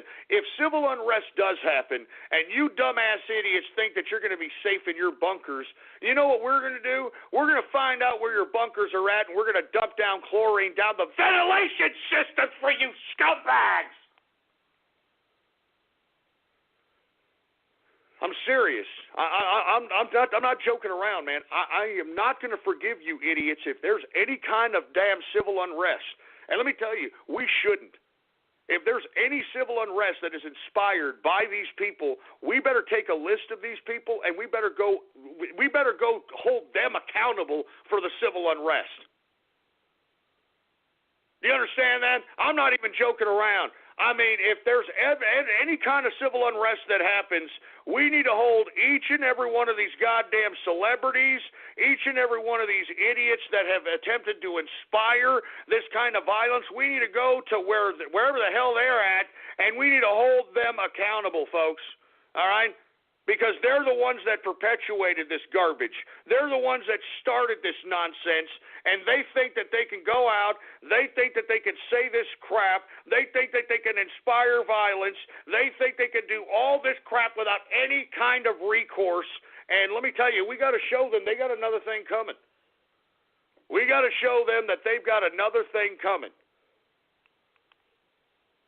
So let me tell you something. I spit on the Oscars. I spit on Hollywood. You idiots in Hollywood are no longer the monopolists of creativity, you ass clowns. Do you understand that? You are no longer the monopolist of creativity. The Internet has provided the avenue for anyone to create content, for those to listen, for those to watch, for those to read. You people have no longer the stranglehold on creativity. And that's why I encourage everybody within the sound of my voice to create. I mean, that's the only way we're going to be able to basically penetrate the simplistic and psychotropic, drugged-out minds of the left, is that we've got to spread the message through a variety of different venues, not just the Internet, not just on video, not just on audio, but folks, write poetry. I mean, paint a capitalistic style picture. We need to create artistic expressions of capitalistic right, of individualism, of embracing difference, folks. I'm encouraging you all to do it, man. I'm begging you. I'm pleading with you, please. This is the only way we're going to penetrate the psyche of the masses. We need you to take part, man. We need you to create. We need you to write. We need you to blog. And the more of us that are creating this type of content, the more and more of us, all right, that got this kind of that are producing this kind of content, that are relaying this type of information, it's going to be so much for these people to handle. They can't deny the influence of our political perspective. They can't deny that, there's not that many people that think that way, when we have all of our ideas out there for everybody to see, for everybody to read, and so that everybody can search through the Internet and see all the search results relating to the capitalist right, relating to the right-wing political spectrum, relating to the Trump administration. That's why I'm saying we got to take this serious. We've got to take all of this very, very serious, because if we don't, the right is going to lose its stronghold over the state, and the left and the political establishment are going to take over, and it's going to be business as usual, and we're going to lose whatever sovereignty we have left to the globalists. Because, folks, let's be honest, most of the people that are in Washington, D.C. right now, most of the people in Washington, D.C. right now are globalist agents. Are globalist agents. Anyway, folks, that's about it for today's, news and things of that capacity. It's a Baller Friday! And I was going to do a little bit of a free format and that sort of thing, but I decided, what the hell? I might as well just go ahead and deliver some news, deliver some information, that sort of thing. Let me go ahead and take a drink here. Now, I'm going to be honest. I know right now a lot of you people are begging for probably radio graffiti. But, folks, I'm going to be honest with you. I don't really like radio graffiti. I don't like what it's turned out to be. I don't like that it's a venue for, and I hate to say this, but it's a tarred magnet. It's a tarred magnet. It's an avenue for immature, dumbass, non-intelligent people to bolster their lack of social lives for everyone to see. I mean, it is a disgrace. With that being said, even though I don't like radio graffiti, even though I'd like to take out radio graffiti, I'm going to make a deal with you guys, all right? Like I said, right now on ghost.market, you could type that in your browser right now, ghost.market. It is a competition right now between Team Mr. Fortune Cookie, which is pro radio graffiti, against Team Mr. Optimism, which is anti-radio graffiti. Now, I am going to give this, let's see, today is Friday. How about till next Friday? Or next Saturday. How about till next Saturday? I'm going to give till next Saturday to see what is exactly going to happen with this particular contest. And let me tell you, I'm going to explain this to you so that everybody understands what's about to happen. If Mr. Fortune Cookie does sell more than Mr. Optimism, then I will be forced to do radio graffiti for 30 to 40 minutes every single day in the third hour, okay? Now, if, for whatever reason, Mr. Optimism wins, not only will I not have radio graffiti any longer, but you people have to do something for me. How about that? How about you people have to do something for me? I haven't really decided yet because, to be honest with you, not being a tarred magnet would actually I would actually have that as a breath of fresh air. I mean, that's pretty much good enough consolation as far as I'm concerned, is not having tards follow me around and think that it's real funny to troll me and utilize radio graffiti as a venue to bolster their useless, meaningless lives. All right? I'm serious, all right? I'm not even joking around. I'm not joking. So if you all want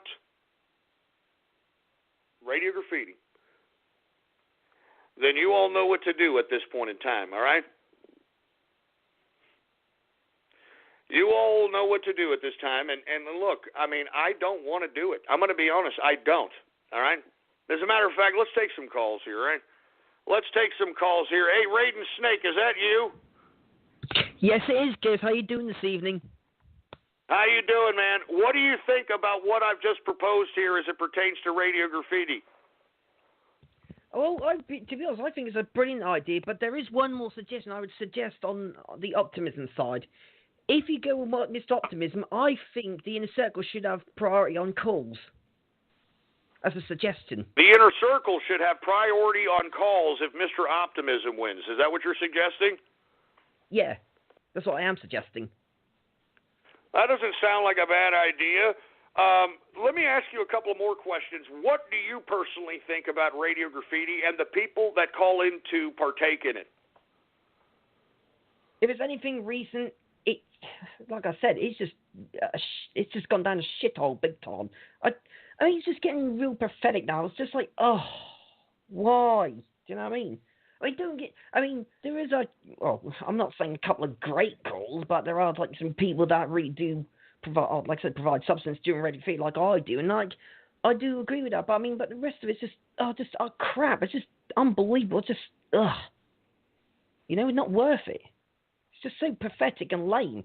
Well, what is it exactly from your perspective that gives it such a bad connotation? What is that? Well, people will say, oh, they're having all these cheap laughs, or like, oh, it's all this stuff's funny. I don't. I think it's just pathetic. Like, why? What is in their damn heads? Like I said previously, what is in their damn heads? I don't get it. It's like, it makes no sense. It's just a lot of old crap, a lot of old drivel, and it's not funny at all. I just think it's lame. Yeah, you know what? I have to agree with you, Raiden Snake, and thank you for calling in. I want to get some more people's perspectives here. 727, are you there? Hey, Ghost. How are you doing today? How's it going? I know that you're on the short bus, but I know you want to get off it, so I'm going to give you an opportunity. What's your perspective of radio graffiti? And go ahead. I honestly, and this is my perspective, I honestly think a lot of these calls are kind of getting old now. You know, I remember how I was listening back in 2011, and at that time it was way better. And I'm not saying, you know, trolling is a good thing at all. It's good to have like a prank call, but in my honest opinion, I feel like these trolls are overdoing it, if you get where I'm coming from. Can you enlighten me and explain in more detail, please? Hey, Templeton, shut up! Like, I would say back in 2011, there were more splices, if you get what I mean. There weren't that many. Damn dog, shut up! Sorry about that. Sorry, 727. I got Templeton riled up over here. I don't know what his problem is. Go ahead, man. Yeah, back then there weren't any, you know, Cleveland show calls or any of that. And that's the other thing that kind of makes me want to kind of get rid of radio graffiti, you know? You know what? Thank you very much for your perspective there, 727. I agree.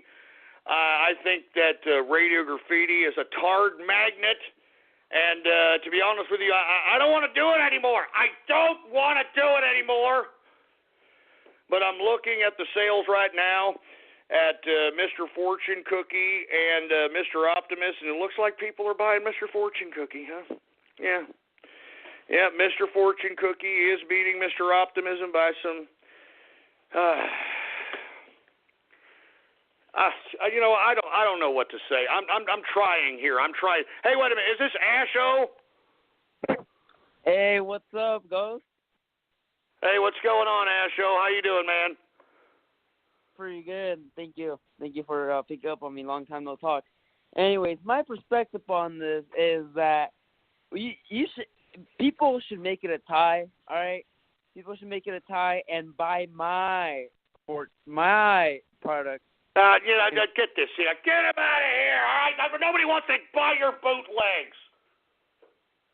Jesus Christ. I wanted your opinion on the goddamn radio graffiti, asshole. Jesus Christ. Look, don't disregard asshole, please. How about 805? What do you think about all this? I guess you're going to be a Helen Keller deaf mute then, for Christ's sake. Jesus Christ. Look, I want to hear people's perspectives on this. I'm serious. What is the future of radio graffiti? 412, what do you think should be the future of radio graffiti? Calling the beautifully redesigned 2017 Mercedes-Benz CLA simply a four-door coupe is like describing a world-class athlete as just a good runner. With its sleek profile and powerful turbocharged engine, the CLA offers agility and design that are unmatched in its class, and it's available now at an exceptional price. Why drive any four-door coupe when you could be driving the 2017 Mercedes-Benz CLA? Visit mbusa.com/CLA to learn more. Mercedes-Benz, the best or nothing. Hey, what the hell? Okay, I guess you don't want to talk either. What the hell's going on? Nobody wants to talk? Jesus Christ, man. How about, I don't even know. You know what? I'm going to do? I'll tell you what I'm going to do. I'm going to take a couple more calls, and if I hear Helen Keller deaf mutes or idiots, I'm out of here. How you like that? How do you like a little bit of that? If I hear Helen Keller deaf mutes or anything of that nature, I am out of here, and I'm going to have me a Militime. Do you understand that? I'm going to have me an early Bowler Friday Miller time, and that's all there is to it, all right? One mo again. How about 443? What do you have to say about all this? Hey, can you hear me? Yeah, we can hear you. What's going on? Okay. Every time my mic bends, it stops singing. But I think the future of radiography, we have to find out ourselves. Who knows what's going to happen, right? What do you want to happen? What do you think should happen? I think the caller should not be so advanced. I mean, 727 was kind of right with the it's getting lame thing. He's kind of right with that. I mean, I wasn't around radiography 2012 because I didn't know that TCR was a show. So yeah, maybe put in a pace like that. I guess what you just say. Yeah, look, I'm trying. I'm trying to give people the benefit of the doubt here. I'm leaving it up to the people, and let me tell you, if it looks like people that want Radio Graffiti are putting their money where their mouth is, man. They are buying Mr. Fortune Cookie like it's going out of style. Once again, if you want Radio Graffiti, go to ghost.market right now, all right, and purchase either Pro Optimus merch, which is obviously the end of Radio Graffiti, or Pro Mr. Fortune Cookie merch, which is Pro Radio Graffiti, all right? Now, since I don't want to have Radio Graffiti right now, what I'm going to do is just going to put a cluster call on and see what people have to say. Okay, how about 435-210? Who else is on the horn here? How about 435? We've got 973. Mr. Fortune Cookie, Mr. Fortune Cookie, Mr. Fortune Cookie. Mr. Fortune Cookie, Mr. Fortune Cookie, Mr. Fortune Cookie, Mr. Fortune Fortune Cookie, Mr. Fortune Cookie, Mr. Fortune Cookie, Mr. Fortune Cookie, Mr. Fortune Cookie, Mr. Fortune Cookie. Saying Mr. Fortune. It's me, everybody, that was me, Brody Drummond. God is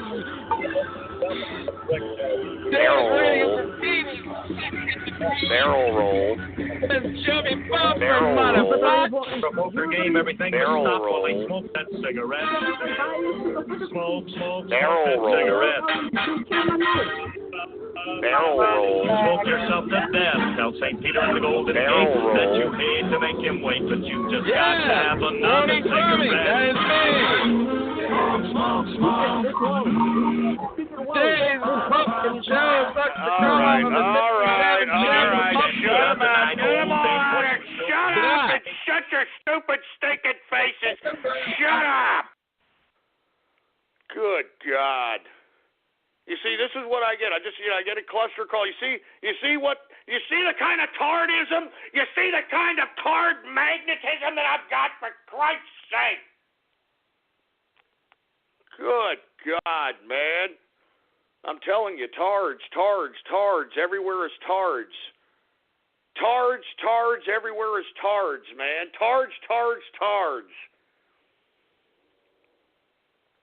Jesus Christ, man.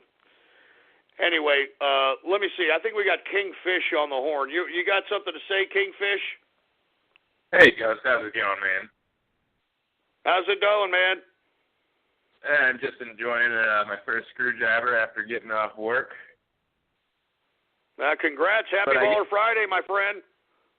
Happy Baller Friday. So I just want to say that despite the fact that there may be a few tards every once in a while, there are a few gems. And that's what really brought a lot of us to this radio program. I have to say I'm still pro Cookie. Oh, man, we've got somebody who's pro Cookie from the inner circle. So what is it about the Radio Graffiti broadcast that, right now? I know the old school, there was a lot of funny stuff. What about it right now that is continuously make it worthy to sustain itself? What is it that makes it worthy? Well, see, I didn't even know about the broadcast till, like I told you, when I was deployed over in the Middle East, and I heard it. And then when you came back, and I really started listening, and I started understanding the kind of stuff that you were talking about, and like I've already been capitalizing when I had gotten back. But you got your little cards at the end. Occasionally there's something really funny, but there's a little bit of levity at the end, which I think is very much needed to the type of subjects that you talk about. I mean, we get into some really serious stuff, and at the end, if you're going to have a little bit of playful time, that's fine. Have the guys throw in their 2 cents, but at the same time, I love the content, and it's going to keep bringing people back for more. Well, all right, man. Well, thank you very much, Kingfish. I mean, there we have somebody from the inner circle who is actually pro-fortune cookie here. I'm looking at the inner circle chat right now, and they are like, no! So there's a little bit of mixed feelings here. I think that some people like the Radio Graffiti segment, others don't. It's up to you, folks. It's up to you to save Radio Graffiti. If you want to save it, you know what to do. Go to Ghost.Market right now and purchase the Mr. Fortune Cookie autograph. And I really don't like you. I would really not want you to. I actually want to see more people purchase Mr. Optimism. And as I'm looking at it right now, people are purchasing Mr. Optimism. Thank you very much, for Christ's sake. Thank you. Thank you. Thank you. We need more of you. We need more of you out there, for Christ's sake. Anyway, I think we've got somebody from the inner circle who wants to rebut this particular last comment by Kingfish. Tom, you there, sir? I am, Ghost. How are you doing tonight? I'm not doing too bad. How are you doing on this Baller Friday, sir? And what would you like to say? Oh, well, the difference between True Capitalist Radio and the rest of the Internet is listening to you, your humor, and your commentary. If I wanted to listen to idiots, I could listen to anything I want on YouTube or anywhere else. I listen because I want to hear what you have to say. I want to hear what insightful callers have to say. I want to figure out how to make money. And I want everyone out there voting for Mr. Fortune Cookie to know this. The capitalists who are in the inner circle, who are smart enough to sign up to make money, smart enough to get that discount, are going to be purchasing a whole lot of optimism 20 minutes.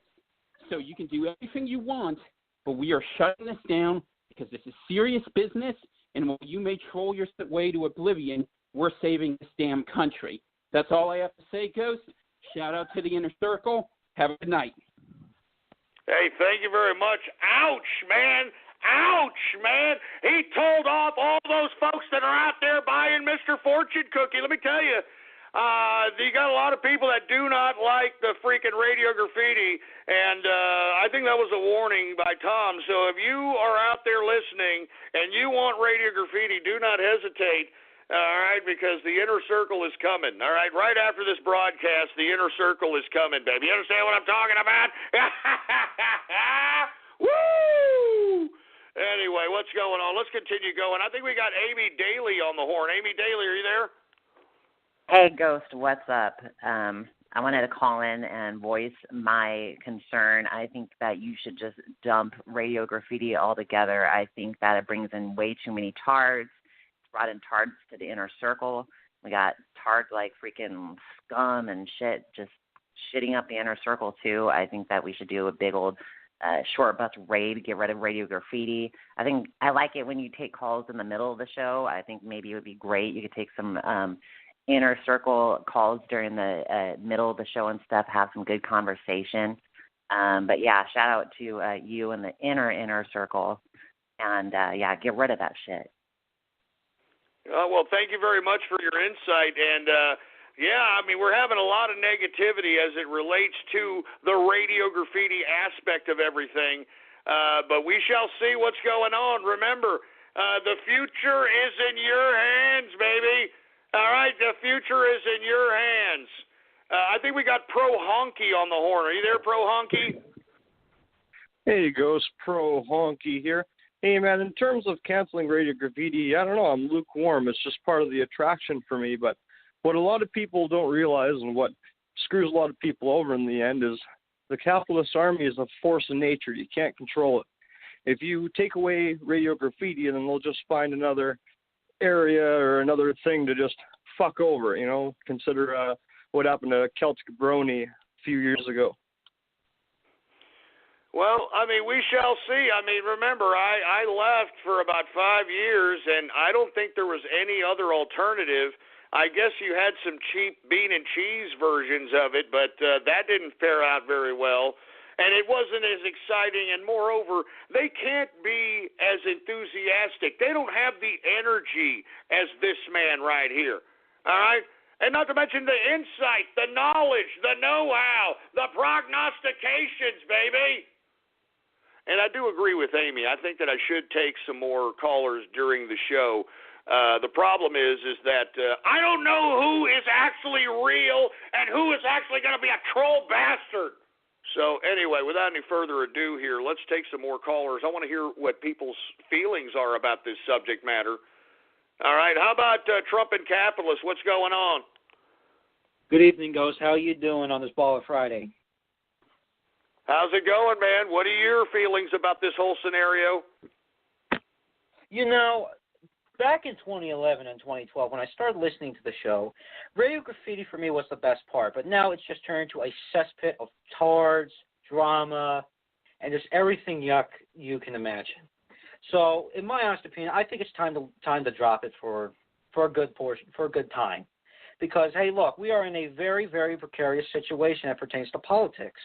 And what we need to do is we need to focus on the goal here, which is, making sure that Trump fulfills his promises and making sure we get him to that point by throwing all the support, throwing all of our, strength and energy behind him and getting him to, accomplish these wonderful tasks that he's talking about.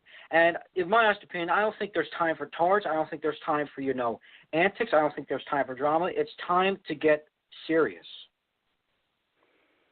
Well, that's a very good assessment there, Trumpin. I really appreciate it. It looks like we have a lot of negativity towards Radio Graffiti, folks. Y'all are hearing it. You're listening to it for yourselves. The future of Radio Graffiti is up to you. It's up to you. So what you have to do right now, whether you want to kill it or save it, you got to go to ghost.market right now. You got to put that in your browser right now, ghost.market, and carve out the destiny of what is the future of true capitalist radio, And let me tell you, I do not really personally want to do Radio Graffiti anymore, but hey, I will do the will of the people. I will do the will of the people. I will do it for the people. I will do it for the people. Anyway, folks, since we've got a little less than 15 minutes left, and since we are talking about the issue of Radio Graffiti, why not get to everybody's favorite part of the broadcast, all right? On this Baller Friday! And let's get to everybody's favorite part of the broadcast, and I'm talking about Radio Graffiti! That's right, folks. Radio Graffiti, a part of the broadcast where the spectators become a part of the spectacle. All you've got to do is give me a call right now. 516-453-9903 is the number to call.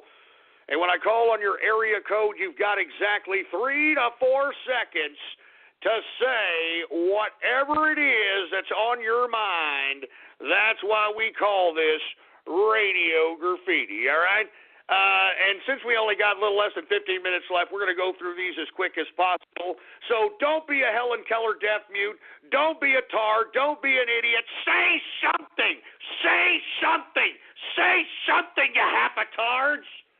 Don't ruin this Baller Friday for me. Anyway, folks, once again, here we go. Do we have any Radio Graffiti callers, engineer? All right, well, let's go ahead and get to some Radio Graffiti right now.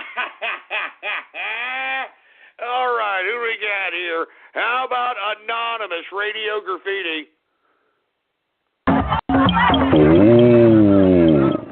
You see, Ghost, you motherfucker, always talking garbage about the callers of Radio Graffiti.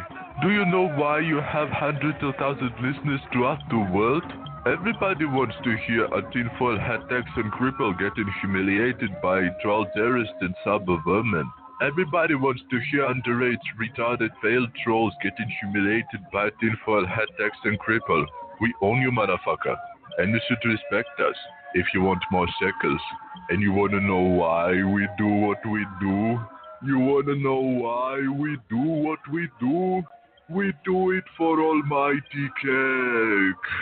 We do it for Almighty Cake. I hear nothing else to say. I am African Booty Scratcher. Thank you very much. And support Mr. Fortune Cookie.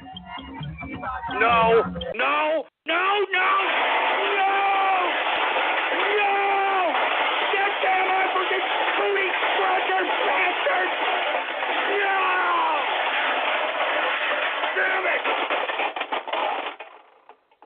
Not that guy! No, no, no, no, no! Don't listen to that guy! Don't listen to that goddamn African booty scratcher bastard!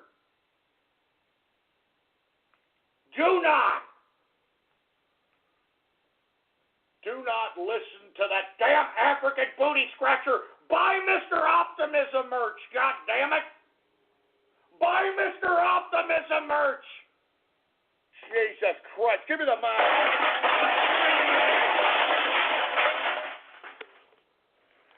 Don't listen to that goddamn African booty scratcher, for Christ's sake.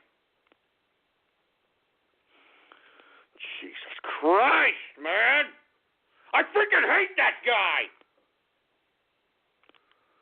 Good God. How about anonymous radio graffiti?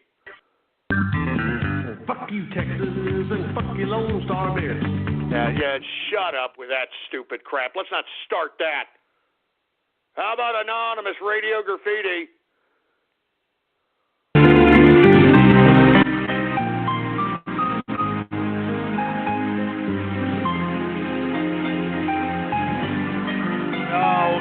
No, shut that stupid music up. I know what that sick crap is. I know what that sick crap is. Anonymous radio graffiti. Fuck you, Texas. No, shut up. We're not starting that crap again. Shut up. Anonymous radio graffiti. JCPenney, big box store, white t-shirts, white t-shirts, no longer be in existence. White t-shirts, white t-shirts, no longer be in existence. JCPenney had this coming. JCPenney had, what the fuck? JCPenney had white t-shirts coming. Big box stores, what a disgrace. What the hell is that about, you Jesus Christ! How many remixes? How many remixes, for Christ's sake? Jesus Christ, man. How many remixes are there, for Christ's sake, man? Jesus Christ. You see why I want to get rid of this crap, man? You see why I want to get rid of it? Jesus Christ, man. And not to mention, I just freaking said that, man. I was just freaking talking about that. You know what? Just shove it up your ass. Give me the mic. Give me the mic. You know what? I should have ended the show without doing this goddamn little small segment of radio graffiti, because I knew I was going to regret this crap. I knew that you assholes were going to ruin my Baller Friday. I knew it, but you see, I have too much compassion for you idiots. You know? I mean, I feel sorry for you people too much, and it's to my detriment. It's to my goddamn detriment, for Christ's sake. I mean, you know, I'm not going to go there. Let's just continue on with the goddamn freaking anonymous radio graffiti. Fuck Fuck you, Texas, and fuck you, Lone Star Bears. Fuck that fucking Alamo and fuck them Longhorn Steers. Fuck every Dallas cowboy that ever draws a breath. Fuck you, Texas, and fuck you, Plumstead. Look, listen to me. You're going to piss me off, all right? Shut up! Anonymous Radio Graffiti. Fuck you, Texas, and fuck you, Lone Star Bears. Hey, but you son of a bitch! Shut up! Shut up! You come on down here to Texas and say that, you little twat! You come down here to Texas and say that, and see if we don't whip your ass into dog meat, boy!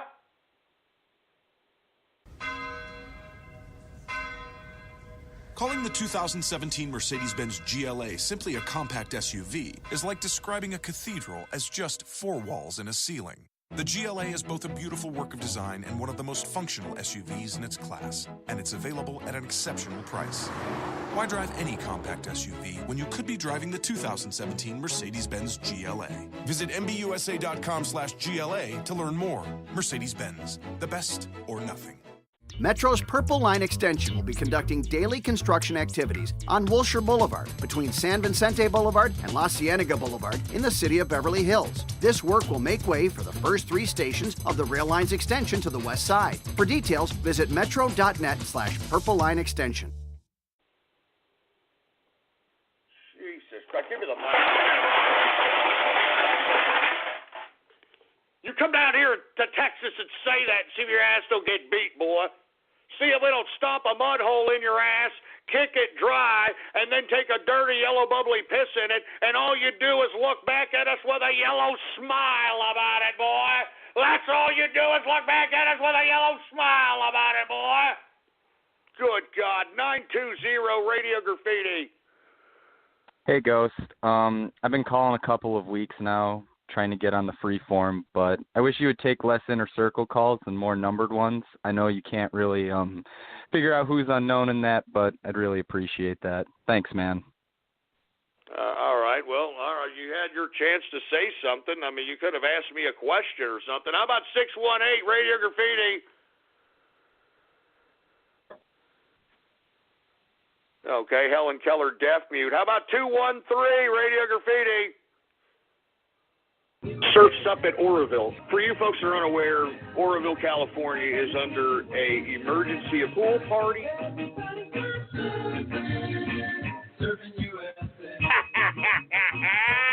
We've got Cali Liquidity Market.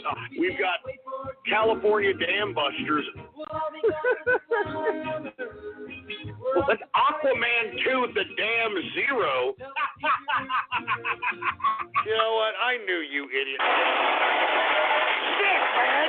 You people are sick! Stop making fun of that crap, man. There's people that are affected. There's people that are dying out there. Good God, you people are sick, man. Good God. Give me the freaking mic. Christ, man. I mean, don't you idiot troll terrorists and cyber vermin have a goddamn soul? Jesus Christ, man. Anonymous Radio Graffiti. Fuck you, Texas. Shut up with that crap. Anonymous Radio Graffiti. Looking at children, how children think about when you're walking home alone, kid, and you see a scary man. I have no idea what the hell that's supposed to be. Anonymous Radio Graffiti. Here's a little lesson in trickery. This is going down in history. If you want to be a villain #1, you have to chase a superhero on the run. Just follow my moves and sneak around. Be careful not to make a sound. No, don't touch that. We're #1. Now look at the snack that I just found. When I say go, be ready to throw. Go! Throw it on him, not me! Oh, let's try something else. Now watch and learn. Here's the deal. You slip and slide on this banana peel. What are you doing? We're number one. Oh, my God. What is that? What exactly is that supposed to be, man? Anonymous Radio Graffiti.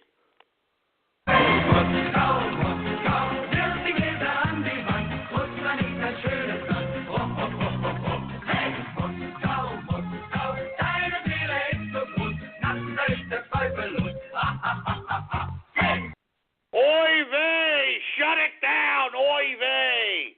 Anonymous Radio Graffiti. Twilly Atkins Radio Graffiti. My little short bus, inner circles. My little short bus. God damn it, that short bus, son of a bitch. My little short bus. The inner circle is serious business. I'm ecstatic. What's up, man? I'm writing nice stories. I'm autistic. It is I, the Teutonic Blade. Hey, guys, I'm Eddie Hinkle here. My little short bus. Why don't you be one of those innocent... Right? You stupid short bus sons of... Damn it!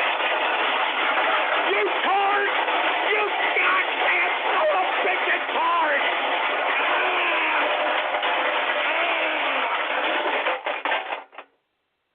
You know what? That's it, man. I've had it. I'm done. I'm serious. I'm done.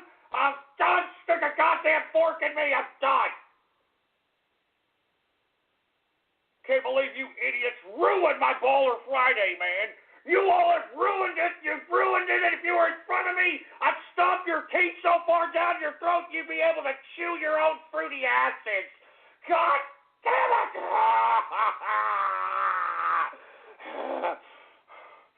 Give me the damn mic. Give me the damn mic. You know what? I'm out of here, you scumbags. You know what I'm going to do? I'm getting out of here, and I'm going to enjoy my Baller Friday, and I'm going to forget that I even did this broadcast today, you scumbags. Jesus Christ, man.